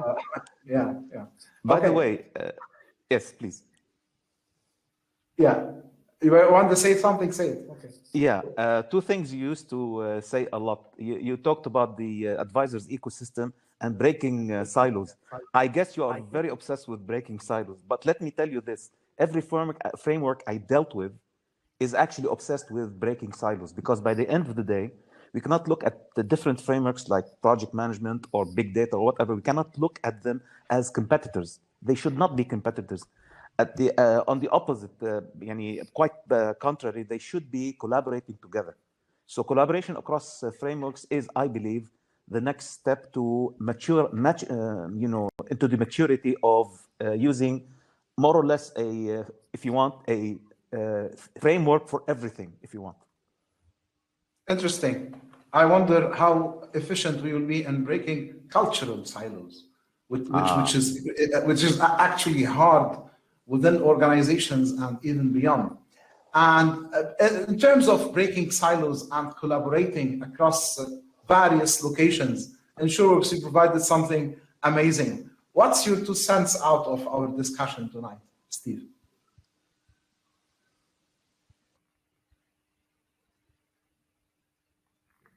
Sorry, Dustin. My bad. I was actually looking at some of the questions. Can you repeat that one? I was actually looking at some. Yeah, we were talking about breaking silos, and it came to my mind how successful you are in getting people to collaborate across various geographical sites. So what are your 2 cents there? We're starting to get successful, but it's still a long road. I think the industrial setting really is very complex and dynamic, and there's a lot of different players and a lot of different stakeholders, and trying to really connect all of those teams is going to take us some time. And the understanding that we do have to change a little bit of how we see and how we interact in our current environments. We've been very reliant on analog technology and I'm not obviously most of our technology is digitized in some way, but our processes really haven't been able to adapt to how much technology has been able to change in such a short amount of time. So it really takes an evangelist from any one of those companies to say, okay, this is how we believe we're going to get better at what we do. And I think everyone is on the same page here that staying still is not gonna lead to better results. And while I think the understanding is, yes, we are going to add some cost to the overall structure and the technology now.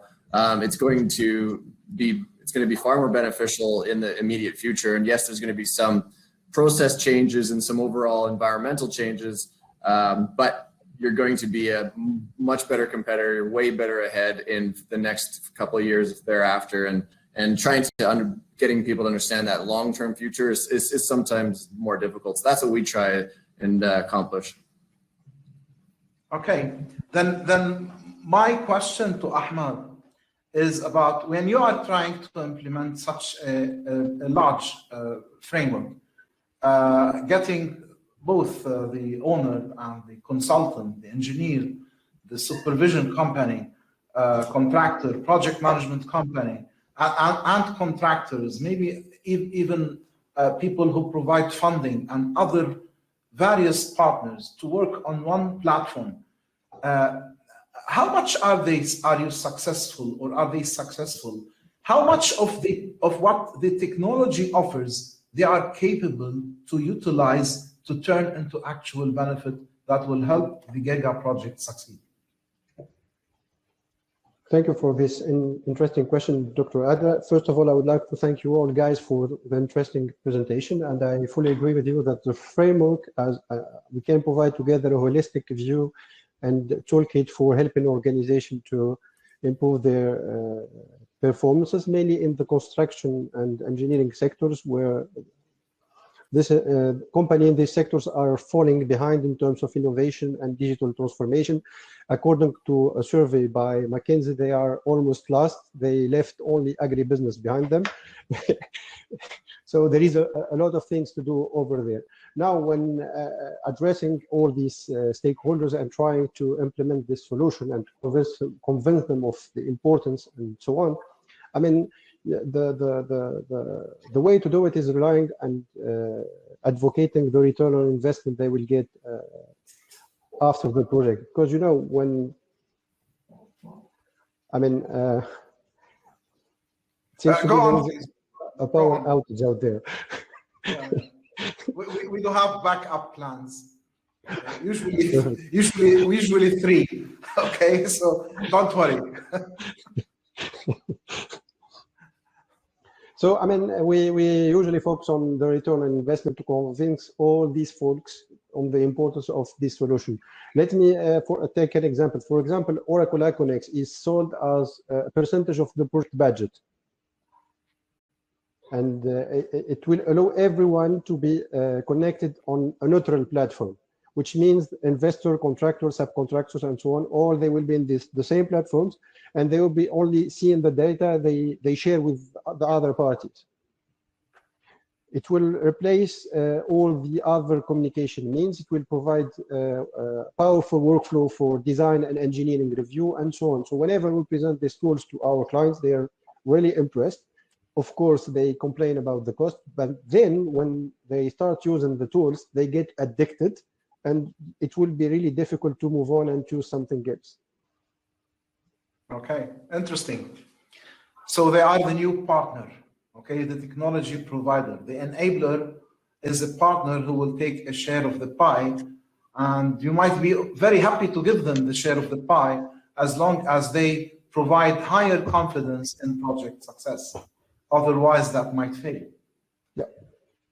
Now, a question to Adolfo: how certain we are about the maturity of the digital twin for the physical assets? Can we, for example, prescribe the solution to the digital model to see whether it does work or not before the implementation? By Ahmed Al-Bin Saad.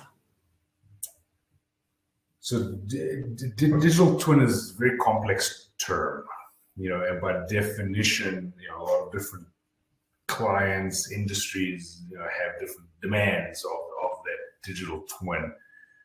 And so coming back to, the foundation of that digital twin, is correct information. And so, to answer that question, it takes a bit of a deeper dive internally to understand how your documentation, your visual assets, your CAD assets, your smart information is, up to date and accurate.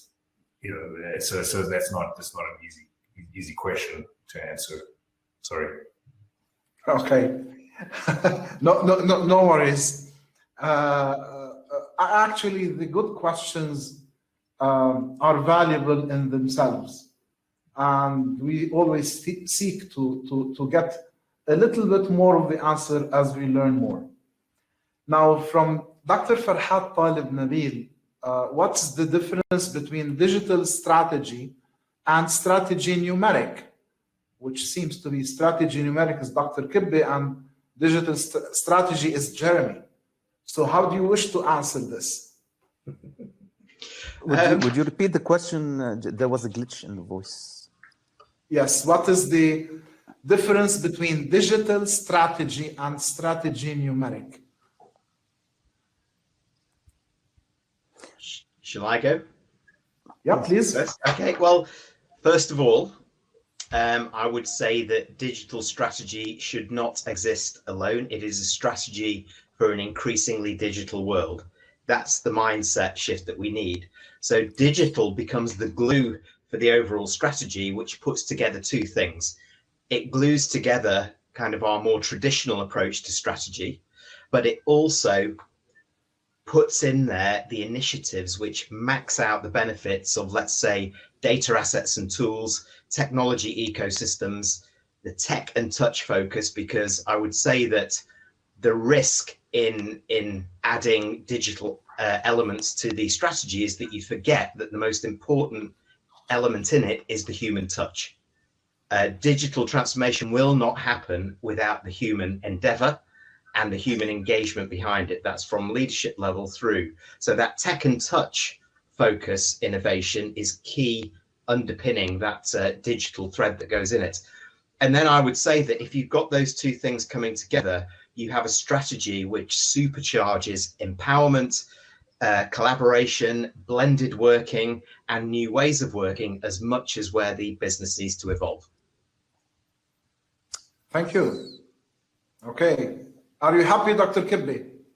I am happy. He answered everything. Okay. Now we have a question from our friend Samar Naufal to Ahmed Abdessalam. How much does the client accept if there is a study, the cost of implementing digitalization and implementing projects in exchange for the benefits mentioned in your session? All right, this is a tough question, and I will refer to Robin and Jeremy's presentation. The issue is that you will have to deal with a client who tried to purchase tool, not implement a digital transformation strategy, and then they failed. And this is when it's tough, really, and difficult to convince client to try again. But still, what we use to convince clients and partners to invest is to show success and business cases. We showcase how these tools allow different organization or similar organization to improve their performances and unlock new levels of performance and delivery and so on. Okay, so let us take our last question from Muazz Al-Gharbi. He's asking, by integrating all these solutions in an ecosystem, do you think that it adds more complexity and extra cost to the end users, or it will provide more valuable benefits at the end of the project program lifecycle? And what kind of digital strategy is required to do so? I believe this is a holistic question. Who would like to take a try on this? May I throw in my 50 cents? Or was this 2 cents? That's another guy. Okay. You're investing a lot. As an initial thought about that, verily, in any methodology you want to implement, you cannot expect the cost to be low on the first iteration. So the first iteration, we have a saying that says, if you build something, you know, masons in my country, they say, first you build and demolish. Second, you build and sell. Third, you build and inhabit. So this is the case. The first iteration is expensive. It is not perfect, but it is a great teacher. Later on, if it is found that it is not feasible, then we can do without it. The key point here is sustainability and a grain of growth in the future. That's it. Yeah. Yesterday, I attended a session, interesting one about digitalization.